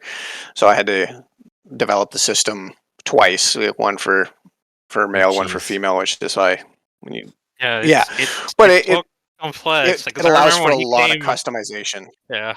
You came out of nowhere with that to us. We didn't even know you were doing it. It's like your own little secret project, and you're like, wait, you're doing what? I didn't know if I could get it to work, right? I didn't want to over promise and under deliver. So I was just sitting there trying, like, does this work? Can I make this work? And I was able to actually get it to work. And that's one of the things that's this hidden little cool thing that you don't really notice because it's integrated so well. It allows a lot of for a lot of customization. Allows the player to kind of play their tactical operator the best way that they want to, and actually set up which pieces of equipment they want in which part of their vest. Go ahead. I was just gonna say, sorry, I didn't mean to cut you. I feel bad when I did that. Sorry. It's literally time delay. You can't control it. It's cool. Like, I think a popular request, like after the mod was released, was getting like a baby Toyota or Yoda, like the Mandalorian child, the toy Yoda. So we're clear. Yeah, Yoda, not like... Toyota the car. Sorry. No, you're right. Thank you. Good. No, I just want a Camry on my chest, bro. I do too, but you guys didn't deliver or whatever. It's like it's like when you said, like we have, what is it, 2 vest types. So you have to think of the 2 vests, the 2 genders. So we had to make basically a 1 NIF file 4 times, but it had to fit those 2 vests and the 2 genders. So like a lot of work, a lot of tediousness, and there can be like a little bit of misalignment, but it's just it works, right? Right. One thing I do really appreciate about your mod specifically with the armors, and this is true for a couple other mods out there too, where it's just so intensely modular to the point where it looks like it was made by an absolute madman. And he is a it's madman. like on the surface it can feel like bloat, because it's like if you're gonna make your custom set of armor, right? and then that's what you're going to use. And it's like, man, I wish the rest of this wasn't taking up all this file space. But it's like in the vanilla game, there is like at least a little bit of modularity in Fallout 4. But if you go back to say New Vegas, you just pick an armor set, and then that's it. That's what you're wearing, and it's like you end up like identifying with this armor. Whereas in your mod, you get to craft it to every little detail of this is my guy, like this is me. And for a game that is lacking a lot of its classic RPG elements, it's nice to have something to set your character apart and make them feel special and unique. And that's true for a lot of armor mods out there that accomplish similar things. Like, it's weird because to me, I feel like the mods that do that the best are all mods that bring in stuff from other franchises. Like you guys have the Star Wars tactical stuff going on. The other mod that I can think of that does this well are the big Halo armories that do like the Spartan armor. Oh yeah. They have similar setups with like the change out the shoulders and the colors and make it all mix and match however you want. Your ideal setup is what you get. And I feel like that's just so much, even though it's a lot to download, like it's so much better in terms of an approach for like actually making you look the way you want to look. Whereas everybody else, like back in classic Fallouts, it's like you just pick that armor and like that's the armor I identify with. That's the character I really, or like that's what I want my character to look like. Like in Skyrim, you're like, are you a steel armor guy? Are you a Daedric armor guy? And it's like that's it. Like there's naked, nothing beyond that. And with customizing armor to exactly what you want it to be and like making it your own, that really does give into the Mandalorian kind of theme vibe. Mm-hmm. Yeah. There's been a surprisingly low amount of Star Wars talk for this podcast. Well, I gotta get going soon, Dad. Yeah, no, you got work in the morning. I mean, at any time too, if you need to dip out, I can wrap things up if you're getting, a little sleepy. Yeah. But we're actually coming up on 2 hours here, a lot faster than I realized. At first, I was like, we're making good pace. I was like, we're 30 minutes into it. I looked away. I looked back. We're an hour and 40 minutes into it. All right, we're moving. Yeah. I guess important things, because I don't know how much longer we will be on that we do need to talk about. You guys are dropping part 2 relatively soon. At the very least, you're dropping a trailer very, very soon, as in, well, yes, tonight. Pretty much probably we came to the conclusion we're dropping it tonight. So tonight's the 25th. That'll be coming out. That'll highlight a lot of the things we've pretty much talked about. Mm-hmm. Everything from Noble Shotgun, the loyalty missions, the contractor for the employer, he's coming back, as well as some other tidbits. Some things we've already shown off. We redesigned the Pip-Boy. So we have that getting shown off. It's just pretty much everything being tied together, just to show off like things that we've already done on live streams already. And hopefully we don't have like a set date, but we are ballparking for pretty much the second week of September, around there. Yeah, we're hoping to get it out early September. Like literally on my end, it's getting in voice lines, and then it'll be generating lip syncing data, and it's going to be in a playable state. And hopefully, all of our testers have found all of the little bugs in my quest and all my little quest scripts. But from the feedback I got back from them, and we've got our own little beta tester channel, is there's very few hiccups compared to GTR, which is nice. It also comes along with the fact that we're not trying to integrate it into the main story. We don't have to play around with the fact that some NPCs might have been already killed, or just didn't show up because the player didn't go down that path when they were playing through the vanilla game.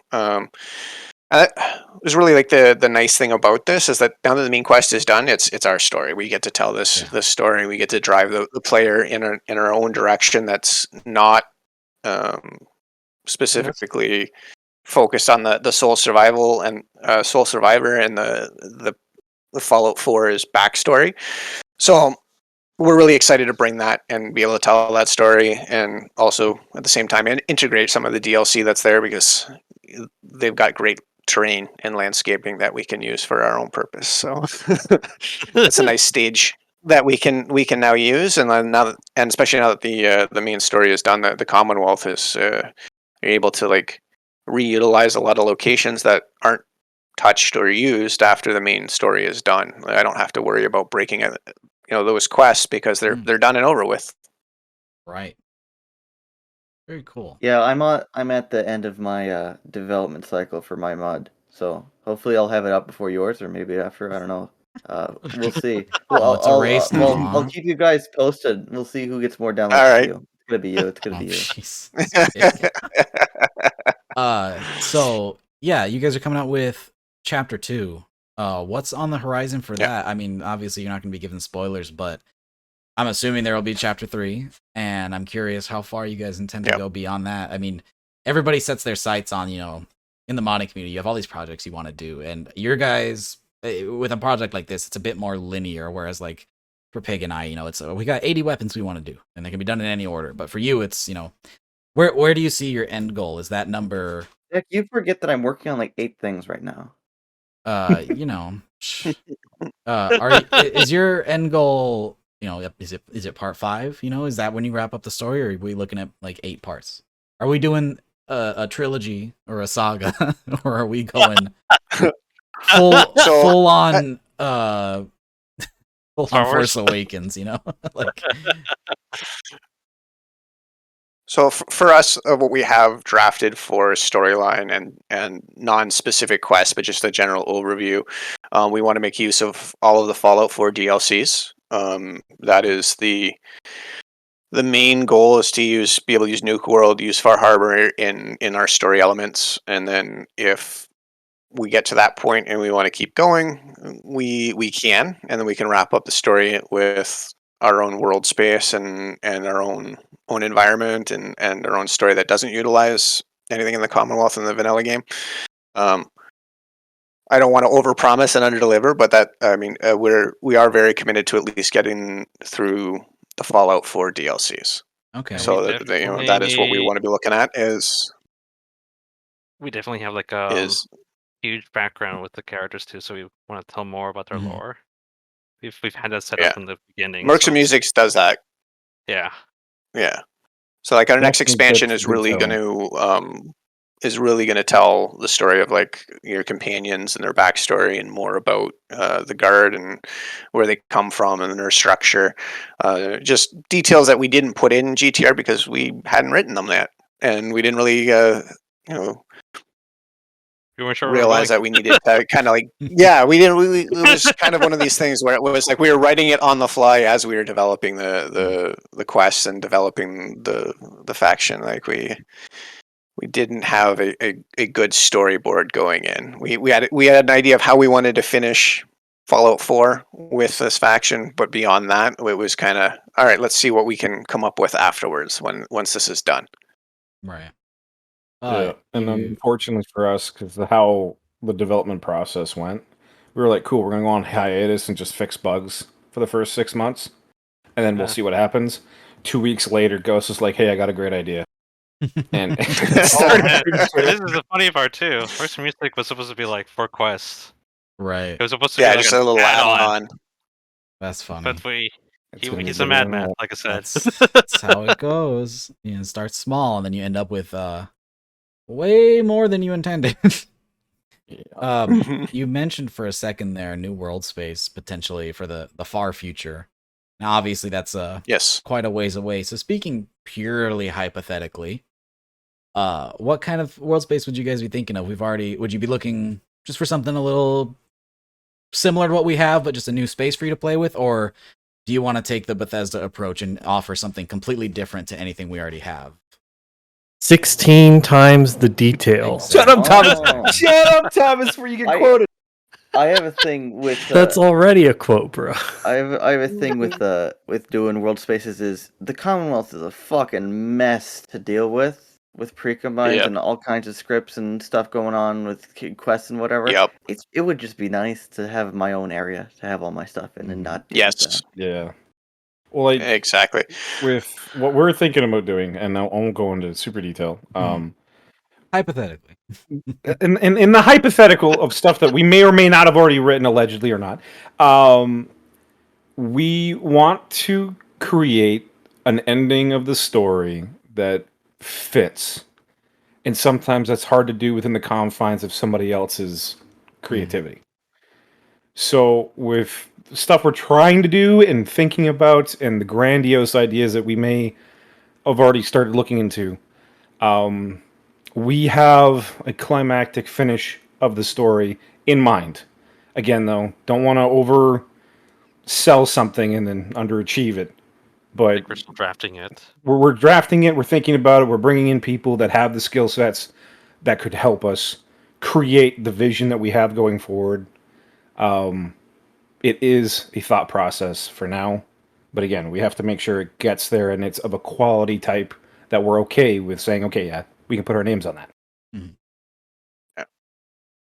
All right. And I mean, as far as going back to your question about like what kind of environments we're looking at, I can tell you for the Nuka World DLC, there are going to be components that are in the Nuka World environment, but we're also working on our own world space that is an addition to Nuka World. So it'll take in some of those amusement park elements, and that's going to be our own little sandbox, as Pig has said that we don't have to worry about tripping over running scripts and running quests. It's our own area and our own environment, so that's going to be our first kind of like dipping our toes into that creative set. Hopefully it works, and then we can carry that forward towards a bigger ending and a bigger environment. But for short term, focusing on Nuka World, we are going to try to play around with our own world space that makes use a lot of those assets. Right That's on. fine. Yeah. Well, Dak, Yeah. We wrapping it up. We are Yeah. coming up on 2 hours here. I think that's a good little ending point. Is there anything else you guys want to cover before we go ahead and go? I know, give you a chance to plug your all the cool stuff you're working on. I'll plug Mercs and Music since you give me the opportunity to it. So some cliff notes on what you're going to get. You're going to get a plugin that you can install any point through your playthrough of GTR. There are some quests that fill in that Chapter 2 gap where you're chasing down Kellogg and moving on towards building the relay. That gap was a little, or that chapter is a little sparse in form of our content, so there are going to be some quests that fill in that part. If you've already completed the game, you'll just be able to continue those on and play those as if as if the game is completed. They're kind of independent side stories and quests. They're going to be a good chunk of the companion loyalty missions. It's going to take place during that chapter. I think I have close to 32 new quests. We tried to give a lot of player choice. So you won't be able to play every single quest in one playthrough. Depending on your choices, you'll probably get to play about 24 total, and there's other ones that you'll be locked out of that are from the opposite perspective, from the opposite side of your choice, that you'll end up playing through. We tried to introduce some new elements. Unfortunately, Fallout 4 is very much kill, collect, read, activate. Those are your quest objectives. So we tried to do them. Yeah, so we tried to dress them up as uniquely as possible. So, like, for an example, one of the quests is a sniper hunt. You have to go out and kill a sniper without knowing the location of the sniper. So there's no quest or map marker other than like the general area that you need to be in, and all the while you're trying to find this the sniper. The player will take intermittent damage and sniper hits while they're trying to track down the location of this other sniper. So traditional kill mission, but got some spicy elements to it that hopefully make it a little bit more interesting to play. We have a licensed band where we have a new radio station and licensed music from them. New companion. Not Fallout lore friendly. A new companion. The music is very much 90s grunge music. I have a soft spot for that. So we dressed it up as Raider band music, though, so it might fit. Well, there's no reason it couldn't have been that. And I actually exactly. I have lore that the reason Fallout music is so old is because the government passed a Media Patriotization Act, which restricted anti-American and communist sentiment in music. Oh, So they were like, Ah, rock and I didn't roll, know that. that's communist music. And so Right. now I have lore that there's bootlegged copies of music going around. So if you want to listen to like some fucking classic rock, you gotta go find some bootleg music and radio and like pirate radio stations and stuff, which is That's fun. fun. And I Nice. think that Yeah. makes your stuff make sense. Good job. I'll You take did it. I like that. What year did that New take armor place? sets, obviously. I want to finish my lore. What year did the Media Patriotization Act take place in my lore? Oh, I don't know. It's 1984. Believable, 100%. Yeah, there you go. That's the end of my lore. I like that lore. It's quite good. I like it. That's pretty good, man. It's good. Makes That's sense. pretty good. That is actually pretty good. And then, okay, so You're saying armors. Sorry. more armor, Right. obviously. More quest. We got new weapons, new weapon attachments, new companion. I don't know. There's lots. There's lots of Sounds new like a stuff lot. coming in. Yeah. And, Everything you and- want and more. There you go. Anything your heart could dream of is in this mod. Yeah. And that's a I'm fact. trying. Yeah, maybe. Well, we're not genius. We're That's, not going that that's far. a guaranteed promise. You have the Galac-Tac word that anything Yeah, that you 100%. want out of this mod, you'll get. More told me- baked we told me beans. before we Baked started. beans. Yeah. Yes. Yes. Baked More beans. than Star Wars currently for games, at least. Yeah. With that, I'm gonna be happy to plug your guys' stuff. Your the link to the original mod. After the chapter 2 comes out, I'll update the description with a link to that as well for anybody who watches this after the fact. Link to your Discord, which you'll probably have to provide me with, or I can track it down. And your YouTube channel as well, and the trailer when that comes out, which hopefully, if I remember, we'll be playing at some point during now with the video while you guys are talking. So that'll be really cool. But before we go, we end every episode the same way. If you happen to watch any of the previous episodes and made it to the end, you'll know. But in case you haven't, we like to end every episode with a controversial question, and this one's fun because we have multiple guests who might have different answers. It's the same question every episode, but with different guests to give different answers. Pineapple on pizza. Where do you guys You're a stand? heretic. You're a goddamn heretic, and you deserve to burn. Absolutely. We'll take this. Let's take this Yeah, one. I At, will Ghost. we'll take this Yeah, one at a everybody. time, and One depending on your God. answer, I'll kick you from the call. Let's start with Ghost, the lead dev. You putting pineapple on pizza, bud? Absolutely. It's not a good That's answer. what I He thought. left. That's He what I thought. left. That's what I No, thought. No. I did it. He I broke did my it. cams. Oh, you really did it, pig. I did it. Get wrecked. Cut. Okay. I don't agree with him, but renegade to the end. Oh, my sorry God. for breaking the cams. Jumpman, pineapple, pizza. So before I leave, you know it's made for the Canadians, the Hawaiian Yeah. pizza. That's why Yeah. you suck. Oh, Well, I'm from Arkansas, but I'm okay Okay. with it. that's, Yeah, get out of here. that's not the right answer. I don't know if I should kick more people. No. Kick You shouldn't 'em, have kicked the kick first 'em. one. We should Yeah. probably tell him. We should They're probably never tell gonna him. come back, pig. Oh, it's all my fault. Kick 'em. Let's round it out. Thomas, pineapple. Okay, so I don't agree with pineapple on pizza, but there's a bigger foe, and it's ranch dressing with green peas.